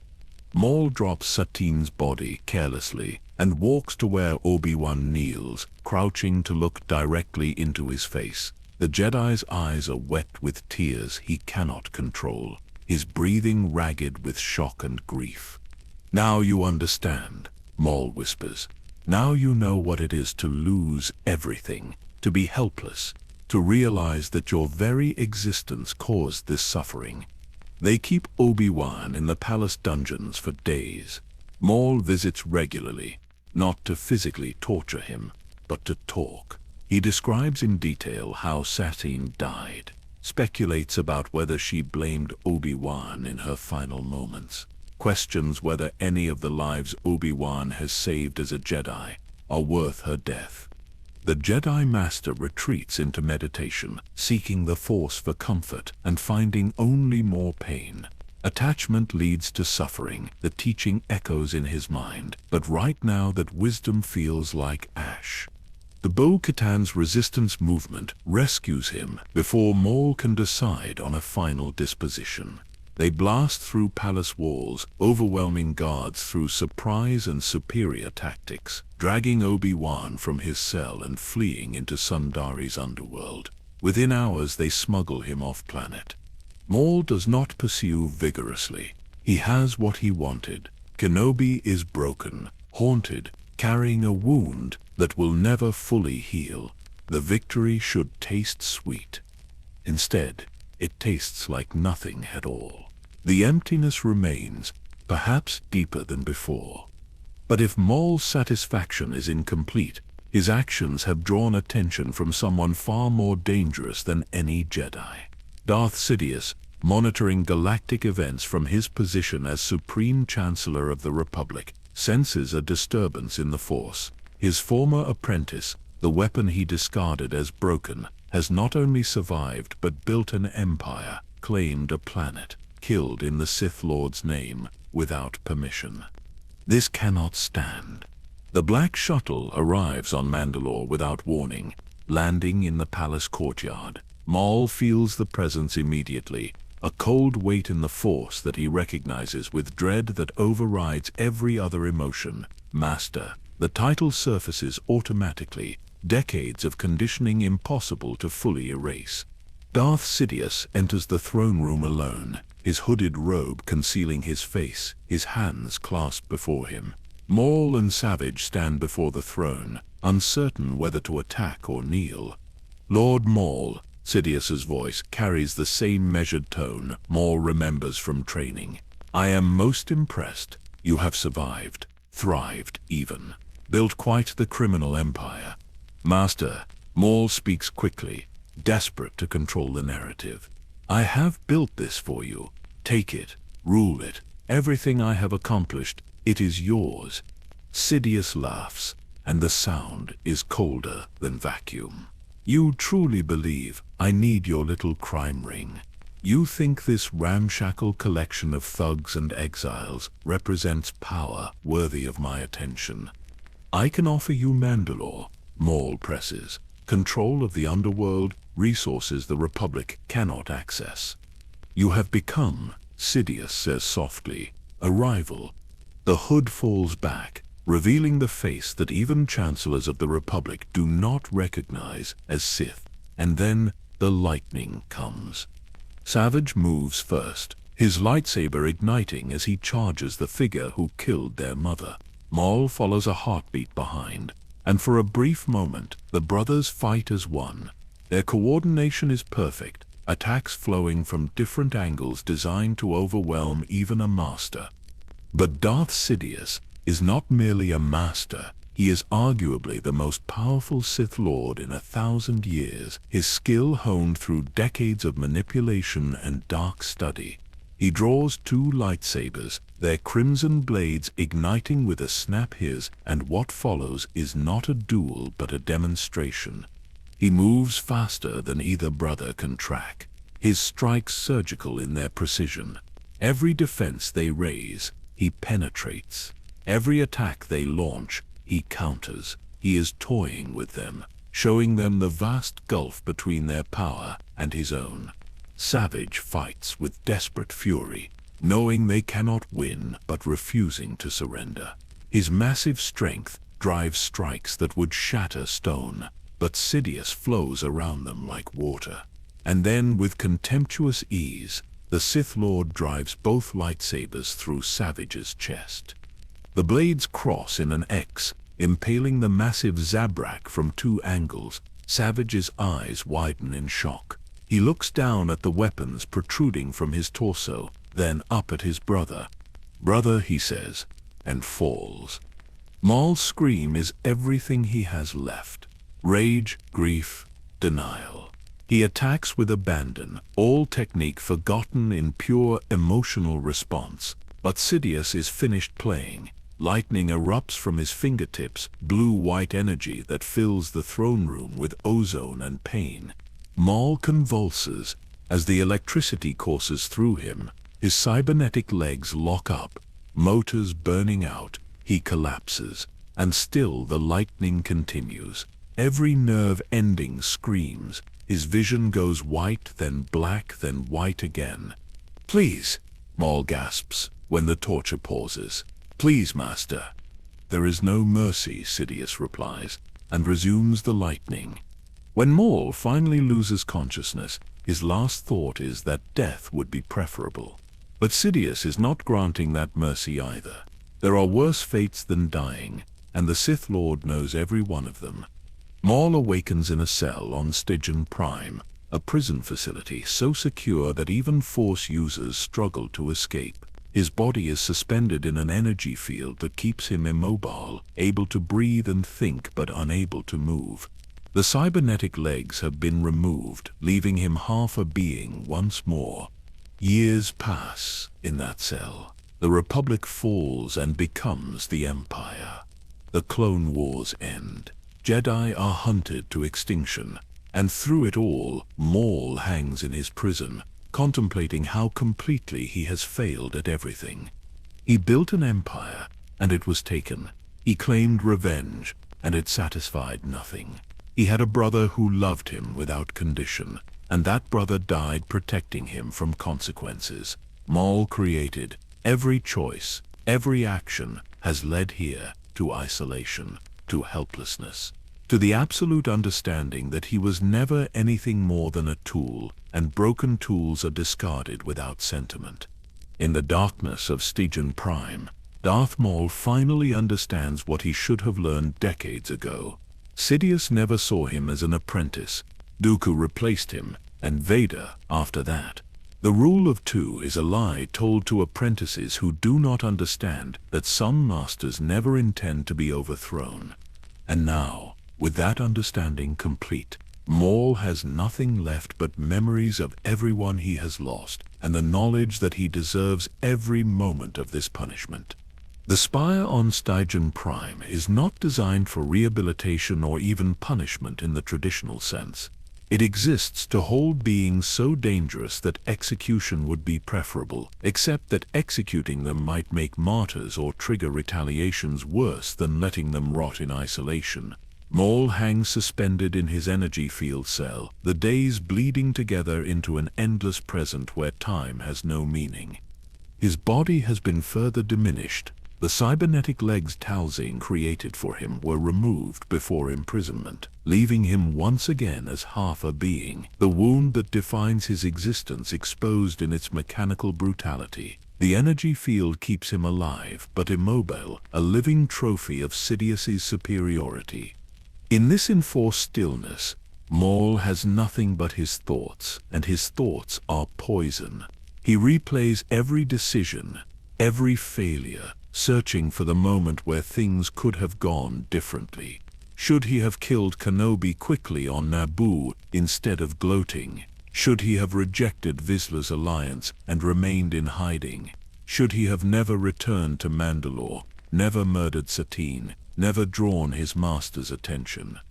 But these questions lead nowhere productive. The past is immutable, the present is suffering, and the future appears to be nothing but more of the same until age or madness finally grants him the death Sidious denied. The galaxy transforms outside his cell. Through the Force, Maul senses massive shifts in power, disturbances that ripple across space like shockwaves. The Republic, that lumbering bureaucracy that has governed for 1,000 years, collapses inward. Something darker rises to take its place, something that carries Sidious's unmistakable signature magnified 1,000-fold. The Empire. His former master has achieved what centuries of Sith Lords only dreamed about. Open rule, total domination. The Jedi Order exterminated in a single coordinated purge. Everything the Grand Plan promised, realized with precision that Maul can only admire even through his hatred. Count Dooku is dead. Maul learns through whispers in the Force, killed by the Chosen One, Anakin Skywalker, who himself has fallen to the dark side and become Vader. Another apprentice, another replacement. Maul wonders if Vader knows he is just as disposable, another tool that will be discarded when it breaks or outlives its usefulness. Months into his imprisonment, something unexpected happens. Alarms blare through the spire as explosions rock the facility's outer defenses. Maul, hanging in his cell, feels the disturbance approaching. Mandalorian warriors, the few who remained loyal to him after Sidious's attack, have launched a desperate rescue operation. The prison's defenses are formidable, but Mandalorians do not retreat from difficult battles. They fight through security checkpoints and automated turrets, their armor scorched and dented, but their determination absolute. When they reach Maul's cell and deactivate the energy field, he falls like a discarded puppet, his atrophied upper body unable to support itself. They carry him to their ship, fighting a running battle through corridors as Republic forces scramble to stop the escape. The vessel breaks atmosphere under heavy fire, its shields flaring as turbo-laser bolts hammer against them. But Mandalorian engineering holds, and they jump to hyperspace before interceptors can launch. Maul awakens in a medbay, new cybernetic legs being attached by technicians who work with efficient precision. These are cruder than what he lost, purely functional with no aesthetic consideration, but they allow mobility. That is enough. His rescuers are few, perhaps a dozen warriors who split from Death Watch when Bo-Katan's resistance drove them from Mandalore. They look to Maul for leadership, expecting him to rally what remains of the Shadow Collective and reclaim what was lost. But Maul has no interest in rebuilding empires. His focus has narrowed to something more fundamental: survival, and if possible, revenge against the being who has taken everything from him twice over.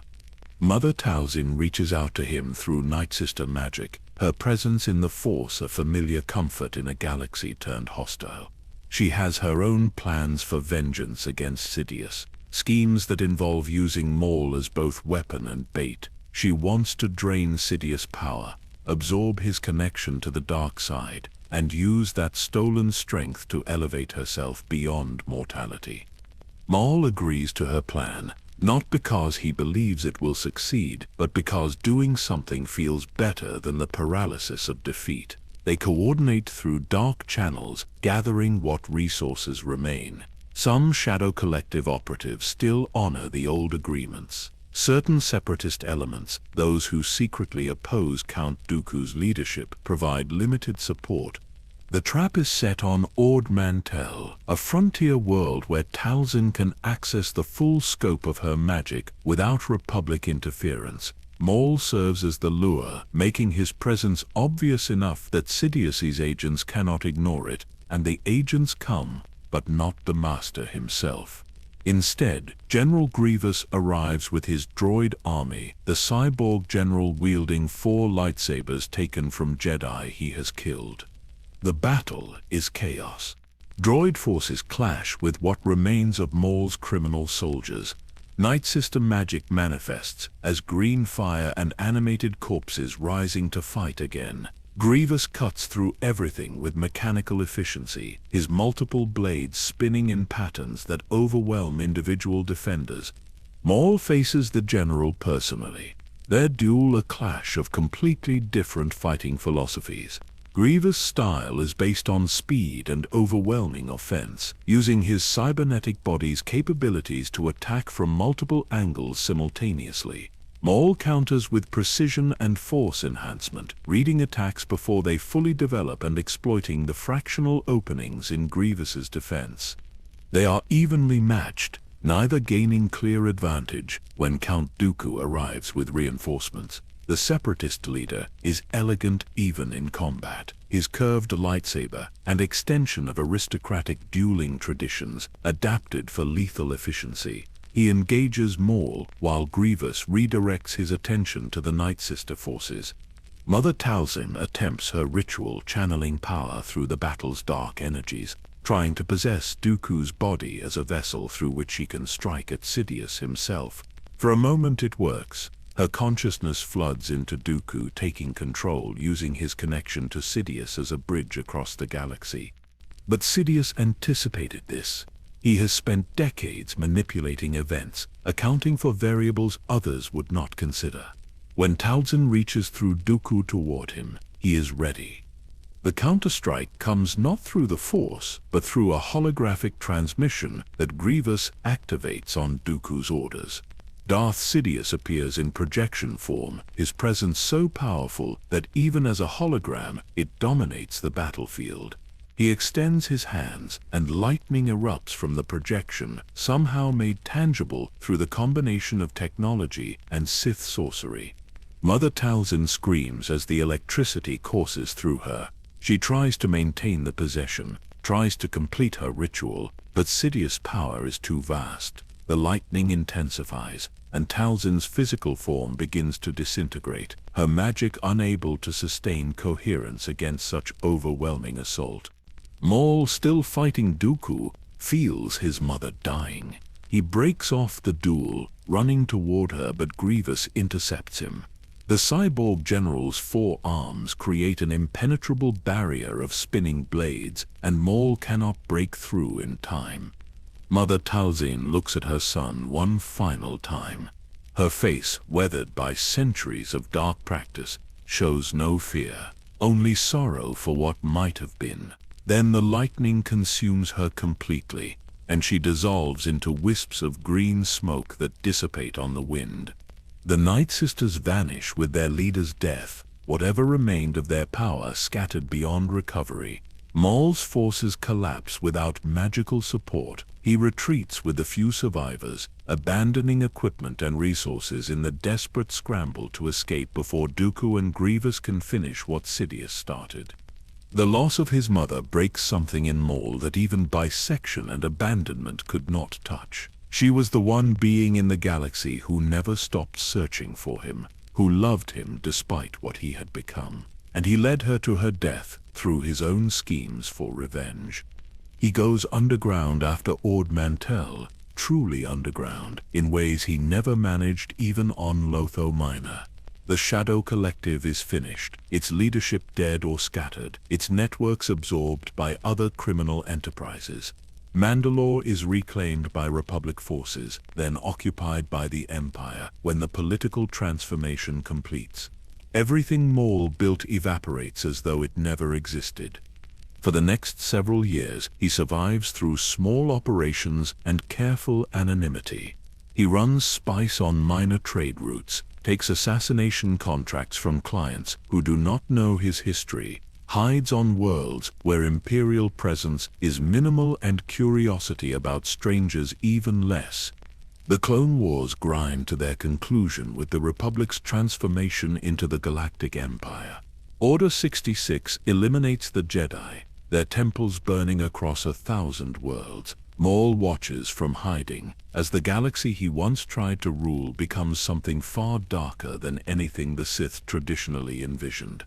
Sidious sits openly on the Imperial throne, no longer hiding his identity as Sith Lord, though few understand what that title truly means. Darth Vader enforces his will, hunting down Jedi survivors with relentless efficiency. The rule of 2 continues, but now in full view of a galaxy too terrified to resist. And Maul, the discarded first apprentice, exists in the margins of this new order, too broken to be a threat, too stubborn to die, too consumed by hatred to find peace. He does not know that his story is far from finished, that decades remain before his final confrontation, that the obsession which kept him alive through bisection, madness, and loss will eventually lead him to a desert world where an old enemy waits with patience learned through exile. But that revelation belongs to the future. For now, Maul simply survives, day by day, in a galaxy that has forgotten he ever mattered. The final days of the Clone Wars arrive with a peculiar sense of inevitability, as though the galaxy itself is holding its breath before the transformation. On Mandalore, Maul has returned in secret, reclaiming fragments of his old criminal network from the shadows. He no longer seeks to rule openly, having learned that visibility only invites destruction from powers beyond his ability to challenge. But he maintains influence in the Undercity, among smugglers and criminals who remember when the Shadow Collective made them wealthy. Bo-Katan Kryze, meanwhile, has spent years fighting to reclaim her homeworld from both Maul's remnant forces and the criminal elements that flourished under his brief rule. She makes a choice that many traditional Mandalorians consider heretical. She asks the Republic for help. The request reaches the Jedi Council at a moment when resources are stretched impossibly thin. The Outer Rim sieges demand attention across dozens of systems, but Mandalore is strategically important, and the Council approves a limited operation. They send Ahsoka Tano, no longer technically a Jedi after walking away from the Order, but still trusted and skilled beyond her years. With her goes a division of the 501st Legion clone troopers led by Captain Rex and personally selected by their former general, Anakin Skywalker. The siege of Mandalore begins with precision strikes against key criminal strongholds. Ahsoka coordinates with Bo-Katan's resistance, their combined forces moving through Sundari's sectors with tactical efficiency. The criminals fight back with desperation, knowing that losing Mandalore means losing their most profitable operations. Blaster fire echoes through streets that once knew only peace under Duchess Satine's rule. Maul watches the siege unfold from his position in the Undercity, weighing options that all seem equally poor. He could flee again, disappear into the Outer Rim and survive another day, or he could face this threat directly, knowing it will likely end in capture or death. Something in him rebels against continued running. Better to stand and fight, even knowing the odds, than to spend decades more as a shadow of what he once was. When his forces report that Ahsoka Tano is leading the assault, Maul experiences a strange moment of recognition. He remembers her from intelligence reports during the war. Anakin Skywalker's apprentice, the student of the Chosen One, and suddenly, pieces click together in ways that make his blood run cold. He knows who Darth Sidious truly is. Knows that Palpatine, the Supreme Chancellor, orchestrated this entire war from both sides. Knows that the Jedi are blind to the trap closing around them. And he knows through dark intuition that he cannot fully explain, that Anakin Skywalker is the key to whatever Sidious plans next. The confrontation happens in what remains of the throne room, that space where Maul once killed Satine and claimed rulership.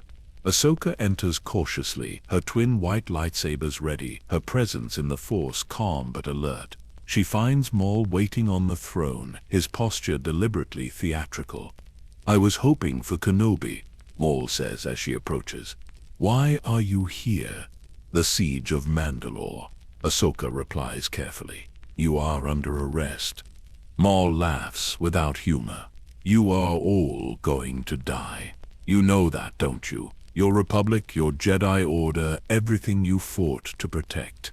He stands, igniting his lightsaber, the crimson blade casting shadows across his tattooed face. Ahsoka responds by igniting her own weapons, the white blades that mark her as neither Jedi nor Sith, but something between. "I know who the Sith Lord is," Maul continues, beginning to circle her. "Darth Sidious. He is here, right under your noses, and you are all too blind to see."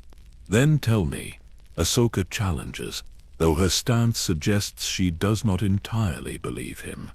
"It is Palpatine," Maul states flatly. "Your Chancellor, the architect of this war. He has played both sides against each other, and the endgame approaches." The revelation should be shocking, but Ahsoka has learned to question everything during her time away from the Order. She considers his words, weighing them against what she knows of politics and power. "Even if that were true," she says slowly, "what do you want from me?" "Anakin Skywalker." Maul's voice carries urgency now. "He is the key to everything. Sidious needs him for something. I can feel it in the Force. Together we can kill Skywalker, stop whatever is coming. The proposal hangs between them, absurd and somehow terrible. Ahsoka's face hardens. I will never help you hurt Anakin. Then you doom us all, Maul replies, and attacks. The duel that follows is fierce and technical. Ahsoka's reverse grip style creates unpredictable angles that complement her acrobatic movement. Maul's aggressive Juyo form presses forward relentlessly, trying to overwhelm her through pure ferocity. They fight across the throne room, blades leaving scorch marks on walls and floor, neither giving quarter. But Ahsoka has been trained by one of the greatest duelists of the age, and she has combat experience against Grievous, Ventress, and countless Separatist champions. She reads Maul's patterns, adapts to his rhythm, and gradually gains the advantage. When he overextends on a particularly aggressive strike, she exploits the opening, disarming him and using the Force to pin him against a wall. Clone troopers rush in, placing Maul in specialized restraints designed to suppress Force abilities. He does not resist, merely watches Ahsoka with eyes that carry a warning she cannot quite interpret. "You have made a terrible mistake," he says, as they drag him away. "When Sidious makes his move, remember that I tried to warn you." They transport him aboard a Republic cruiser, sealed in a ray-shielded containment cell, specifically designed for Force users. The ship's destination is Coruscant, where he will face trial for war crimes. Captain Rex assigns a full security detail to watch him, knowing Maul's reputation and taking no chances. During the hyperspace journey, Ahsoka visits his cell. She stands outside the ray shield, studying the former Sith apprentice who sits cross-legged in meditation. "Tell me about Anakin," she says. "Why is he so important to Sidious?" Maul opens his eyes, and for once his expression carries something other than hatred or madness. It might almost be pity. "The Chosen One," he says softly, "prophesied to bring balance to the Force. But prophecy is interpretation, and Sidious has spent years positioning himself to corrupt that interpretation. Skywalker will fall. He is already falling. The attachments he refuses to release, the fear he hides beneath heroism, these are cracks through which the dark side will flood. Anakin would never fall," Ahsoka insists, but even she hears the doubt in her own voice. "Then watch," Maul replies. "Watch and see if I am wrong." The conversation ends there, but Ahsoka's mind churns with uncomfortable thoughts. She knows Anakin struggles with attachment, particularly his marriage to Padme, that he thinks remains secret. She knows he carries anger from losing his mother, fear of losing those he loves. She has sensed darkness in him during moments of crisis, quickly suppressed but undeniably present. Could Maul be right? The question becomes irrelevant when Order 66 executes. They are in hyperspace when it happens, the coded command transmitted across the galaxy to every clone trooper simultaneously. Biochips implanted during their creation activate, overriding personality and loyalty with absolute programming. Execute the Jedi. No exceptions, no hesitation. Ahsoka is walking through the ship's corridor when Captain Rex suddenly stops, his posture going rigid. She turns to ask if something is wrong and sees his blaster rising toward her. Only her connection to the Force saves her, warning her to move a heartbeat before he fires. The ship erupts into chaos. Clone troopers who moments ago were friends and allies now hunt her with mechanical precision. Ahsoka runs through corridors, deflecting blaster bolts, trying to understand what is happening. This is not betrayal born of choice, but something forced, something that turns soldiers into programmed killers against their will.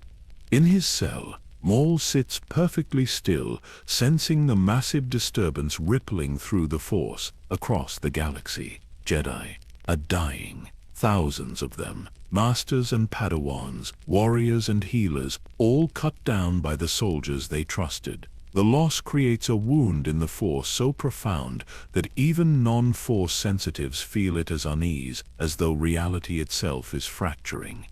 It has begun. Maul whispers to himself. Sidious makes his move.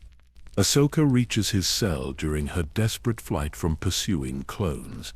She has a choice: release a dangerous war criminal or die trying to escape alone against overwhelming numbers. The decision takes less than a second. She deactivates the ray shield.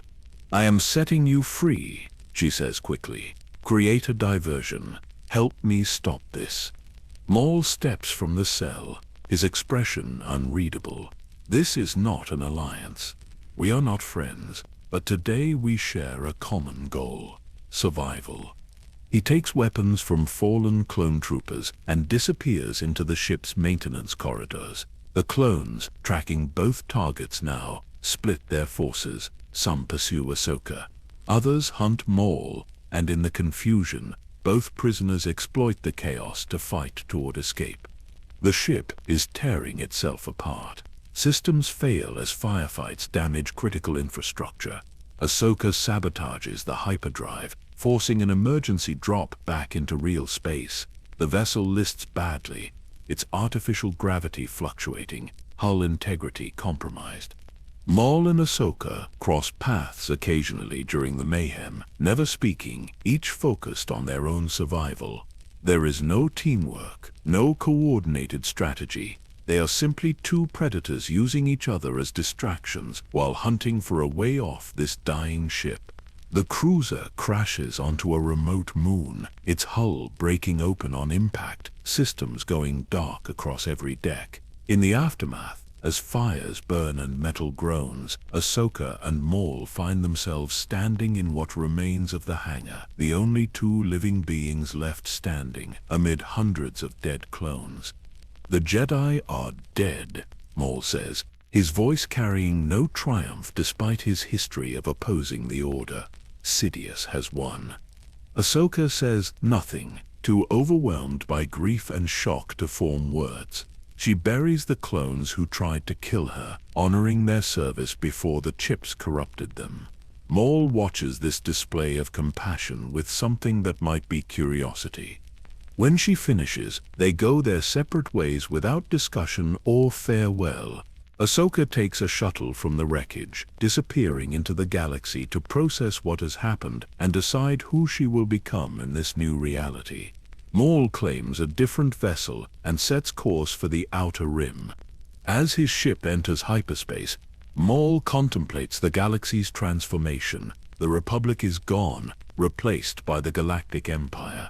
The Jedi are extinct, their temples burned, and their philosophy outlawed. Darth Sidious rules openly, no longer hiding his Sith identity, though most citizens lack context to understand what that means. And Obi Wan Kenobi, if he even survived Order 66, is somewhere in hiding. Maul's obsession with revenge suddenly feels hollow. What meaning does killing one Jedi have when the entire Order has been eliminated? What satisfaction could it bring when Sidious's victory is so complete that anything Maul achieves pales by comparison? For perhaps the first time since Naboo, Maul confronts a question he has avoided through decades of suffering and obsession. What is he without revenge to define him? What purpose remains for a weapon when the war is over? He has no answers. Only the certainty that survival itself no longer feels like enough. 16 years pass with the weight of centuries. The galaxy under Imperial rule becomes something unrecognizable to those who remember the Republic, however flawed it was. Stormtroopers enforce order on thousands of worlds. Star destroyers patrol space lanes, with authority backed by overwhelming firepower. Dissent is crushed not through political maneuvering, but through direct violence, public and brutal enough to serve as warning to others. Maul survives these years, as he has survived everything else, through cunning and adaptability that transcend any single identity. He is not Darth Maul the Sith Lord, that title belonging to a past so distant it might be another person's life. He is not the crime lord who ruled Mandalore, that empire dissolved into memory. He is simply Maul, a being who exists in the margins between what is and what was, driven by obsessions he can no longer fully articulate. His search for knowledge takes him to Malachor, an ancient Sith world forbidden even during the Old Republic's height. The planet itself is a wound in the Force, scarred by a superweapon that petrified thousands of Jedi and Sith mid-battle, their stone forms frozen in eternal combat around a temple that predates recorded history. The air tastes of ash and something older, something that speaks to Maul's dark side nature in ways no living teacher could match. He spends months exploring the temple's depths, deciphering texts carved into walls that have stood for millennia. The knowledge he seeks is not power in the traditional sense. He already understands that he will never match Sidious, never achieve the strength necessary for direct confrontation with the Emperor. Instead, he searches for purpose, for understanding of what the Sith truly were before Sidious corrupted their legacy into mere domination.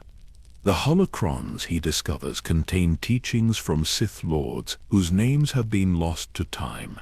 They speak of passion rather than control, of embracing emotion as strength rather than suppressing it like the Jedi demand. But they also warn of the self-destructive nature of hatred, how it consumes from within until nothing remains but hollow rage. Maul meditates on these warnings, recognizing his own reflection in them. His hatred of Kenobi has kept him alive, but given him nothing worth living for. The decades since Naboo have been one long suffering interrupted by brief moments of power that ultimately dissolved into more pain. What has he achieved beyond survival? What legacy will remain when he finally dies? These philosophical questions offer no easy answers, and Maul is interrupted in his contemplation by unexpected visitors. A ghost crew, rebels fighting the Empire, arrives on Malachor seeking their own answers. Among them is Kanan Jarrus, a Jedi who survived Order 66 through luck and caution. His Padawan, Ezra Bridger, is young and powerful, his connection to the Force raw but strong in ways that remind Maul uncomfortably of Anakin Skywalker. And with them, impossibly, is Ahsoka Tano. The former Jedi has aged in the 16 years since their escape from the Republic cruiser, her montrals longer, her face marked by experiences that taught hard lessons. She recognizes Maul immediately, her hand moving toward her lightsabers, but the situation prevents immediate confrontation. The temple is infested with inquisitors, former Jedi corrupted by the dark side and pressed into service hunting their former colleagues. An uneasy alliance forms, not through trust, but through mutual need. The Inquisitors attack in coordinated strikes, their spinning double-bladed lightsabers creating barriers of crimson light that drive the rebels back toward the temple's central chamber. Maul fights alongside them because the alternative is fighting alone against superior numbers, and he has learned through bitter experience that pride without pragmatism leads to failure. The battle rages through corridors carved from black stone, lightsabers casting the only illumination in darkness absolute. Maul's style has evolved over the years, incorporating lessons learned from every defeat. He is more defensive now, less reliant on pure aggression, understanding that surviving a fight matters more than dominating it. When an Inquisitor overextends, Maul exploits the opening with surgical precision, his blade finding the gap between armor plates. Kanan Jarrus fights with the desperation of someone protecting his student, placing himself between Ezra and danger repeatedly. During one exchange, an Inquisitor's blade slashes across Kanan's eyes, the Jedi's scream of agony cutting through the battle's chaos. He falls blind and bleeding, while Ezra cries out in horror. Maul feels a flicker of something that might be sympathy, quickly suppressed. The Jedi's suffering is not his concern. He has his own goals, his own survival to ensure. The Inquisitors are eventually defeated through combined effort, their bodies left broken among Malachor's eternal stone warriors. In the aftermath, as Ezra tends to his master's wounds and Ahsoka stands watch for further threats, Maul approaches the boy with a proposal. "You want knowledge," Maul says, his voice carrying the weight of decades spent seeking the same. "I can teach you what the Jedi never will, the true nature of the Force, unfiltered by their dogma." Ezra, young and traumatized by his master's blinding, is vulnerable to such offers. Ahsoka intervenes, warning the boy away, but the seed is planted. When they discover Sith and Jedi holocrons in the temple's heart, Maul suggests combining them, using their interaction to unlock visions of the future. The vision, when it manifests, is fragmented and cryptic. Maul sees twin suns burning in a desert sky, hears a name whispered on wind that carries sand, feels a presence in the Force that he thought lost to time or death. The vision overwhelms him with certainty that pierces through 16 years of assuming the past is dead and buried. Obi Wan Kenobi lives. Ezra experiences his own vision, seeing a path to destroying the Sith, though the details remain frustratingly vague. The holocron's combination is too powerful, threatening to explode with energy that would destroy the temple and everyone in it. Kanan, blind but still connected to the Force, makes the choice to seal them, ending the vision before it can resolve into clarity. Malachor ends in fire and collapse as the temple's ancient systems finally fail under the strain of too many millennia. The rebels escape aboard their ship, and Maul takes his own vessel, each party going separate ways but carrying knowledge that will shape what comes next. For Maul, the vision becomes obsession's new focus. Twin Suns means Tatooine, that worthless desert world where he first encountered Qui-Gon Jinn decades ago. Kenobi is there, has perhaps been there for years, hiding in the Outer Rim's most overlooked corner. But why? What keeps a Jedi Master in exile on a world with no strategic value? The answer comes gradually, pieced together from intelligence and Force intuition. Anakin Skywalker, now Darth Vader, came from Tatooine. The boy Qui-Gon believed was the chosen one, born to a slave woman under twin suns. And if Vader has family remaining, if there are relatives who survived the purges, Kenobi might be watching over them, protecting them. The realization ignites something in Maul that transcends simple revenge. Kenobi guards something valuable, perhaps the last hope for defeating Sidious and Vader, which means killing Kenobi is not merely personal satisfaction, but strategic necessity. He arrives on Tatooine in the year 2 BBY, his ship landing in the vast emptiness of the Dune Sea far from any settlement. The heat is brutal, the twin suns Tatooine and Tattooed Sea beating down with intensity that would kill unprepared travelers. But Maul Zabrak physiology handles temperature extremes better than human standard, and his connection to the Force allows him to survive where others would perish. Days pass as he meditates in the desert, using his hatred as a compass to locate his enemy. The Force responds sluggishly. At first, the light side's strong on this world, despite its apparent desolation, but eventually he feels the presence he seeks, distant but unmistakable. Kenobi is here just as the vision promised. Maul tracks rumors in Mos Eisley and surrounding moisture farms, talk of a hermit called Ben who lives in the wastes. A crazy old man who occasionally trades or helps settlers with mechanical problems, but mostly keeps to himself. The descriptions match, and Maul's certainty solidifies into plan. He will use Ezra Bridger, tracking the boy's connection to Kenobi through the Force. The rebels have made contact with this mysterious master, seeking his help against the Empire. When Ezra arrives seeking guidance, Maul will be waiting. The confrontation happens as predicted. Ezra lands his ship in the desert, searching for the hermit, and Maul attacks, not to kill the boy, but to wound him, make enough noise to draw Kenobi out of hiding. The tactic works. As Maul stands over the fallen Padawan, lightsaber ready for the killing blow, a voice cuts through the night. Maul. He turns, and there stands Obi Wan Kenobi for the first time in decades. The Jedi has aged dramatically, his hair and beard gone gray, his face weathered by twin suns and harsh living. He wears simple robes rather than traditional Jedi garb, and his posture carries the weight of years spent in exile. But his eyes are clear, and when he ignites his lightsaber, the blue blade burns as steady as Maul remembers. "Look what I have risen above," Maul says, gesturing to himself, to his cybernetic legs and scarred body. "Look what you have taken from me." "I took nothing," Obi-Wan replies calmly. "You chose your path. I merely survived walking mine." They circle each other slowly, two old warriors who have shaped each other's lives through conflict spanning 5 decades. Maul's mind races through scenarios, calculating angles and timing. But part of him notices something strange. Kenobi's expression carries no hatred, no fear. Only a kind of sad acceptance, as though he has been expecting this meeting and already made peace with whatever comes next. "Why are you here?" Maul demands. "What are you protecting?"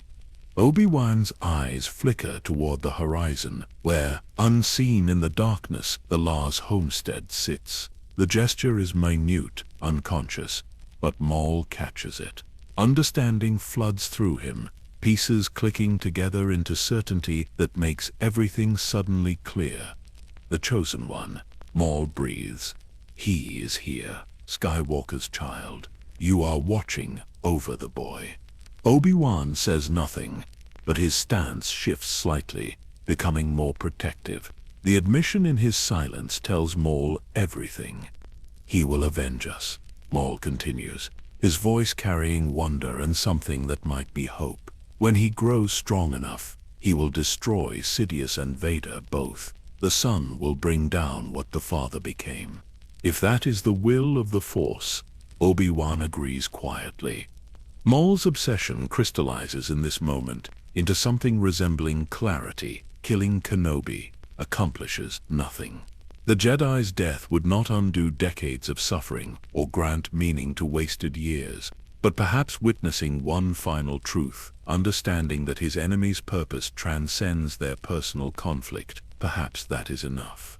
Both warriors draw their lightsabers fully, crimson facing blue under stars that care nothing for the dramas of mortals.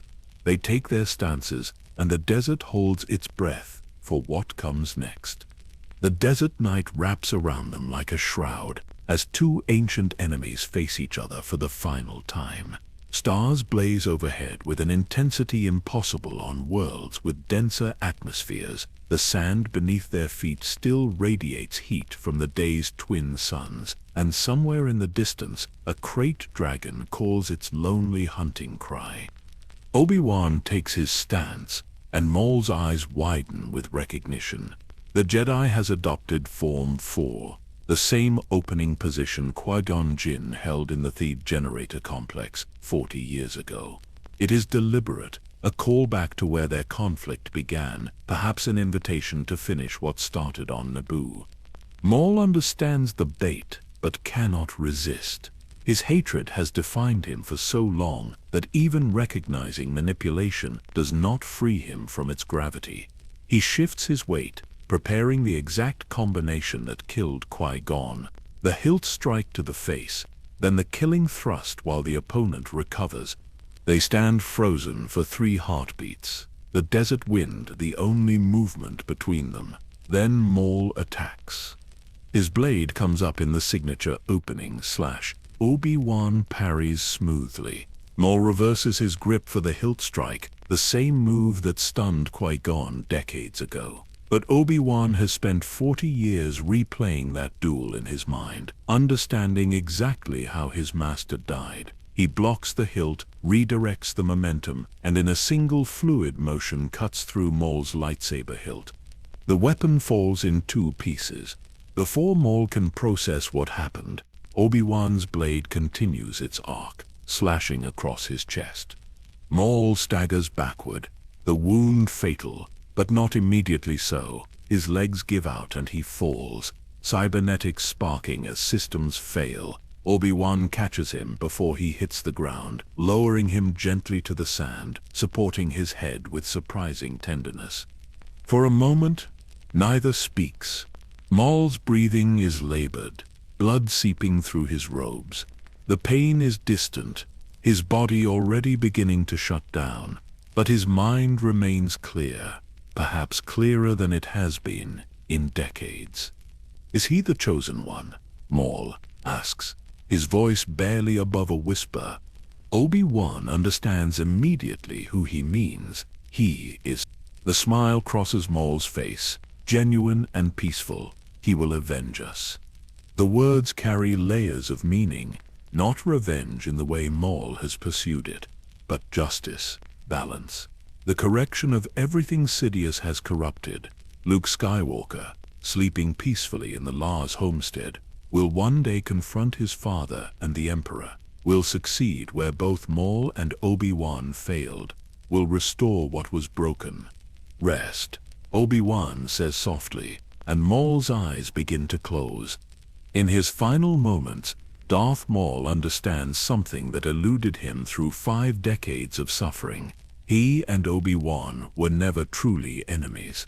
They were both victims of Sidious's manipulation, playing roles in a game neither fully comprehended. The Jedi who cut him in half was just a Padawan defending his master.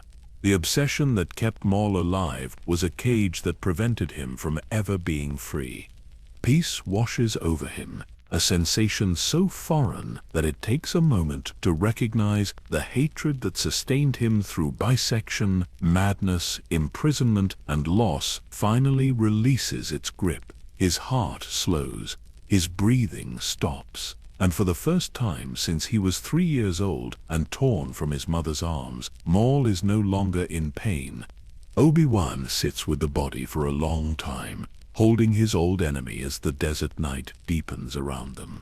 He thinks about the nature of the dark side, how it takes children and transforms them into weapons, how it consumes everything it touches and leaves only emptiness. Maul could have been something different. In another life, with another teacher, perhaps he would have been.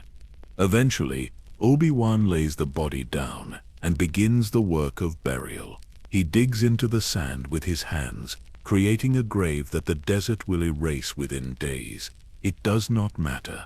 Maul needs no monument. His story serves as warning enough for those who understand its lessons.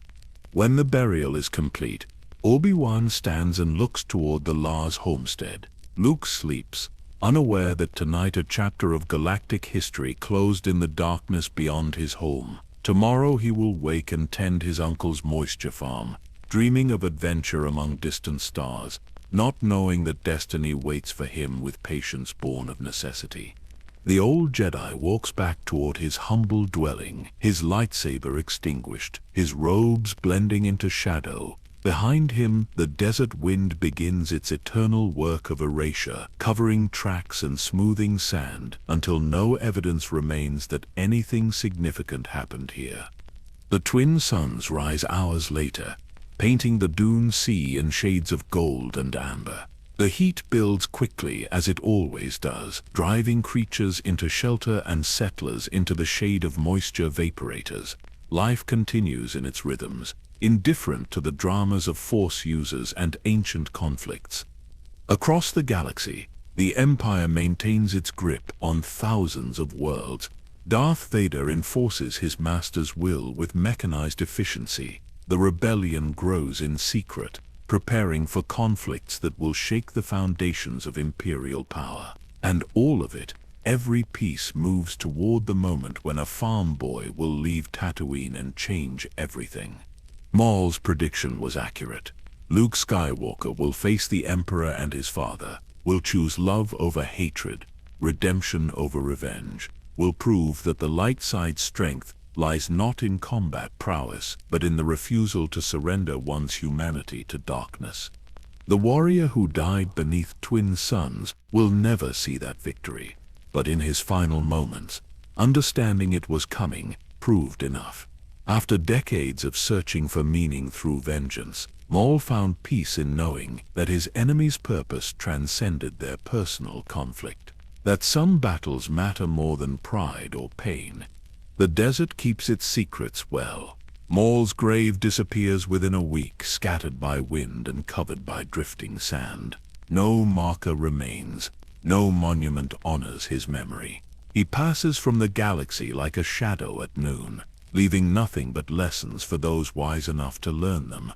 And in those lessons lies, perhaps the only legacy worth claiming, that hatred, no matter how justified it feels, consumes everything it touches, that revenge satisfies nothing, solving no problems and healing no wounds, that peace comes not through defeating enemies, but through releasing the need to define oneself by conflict.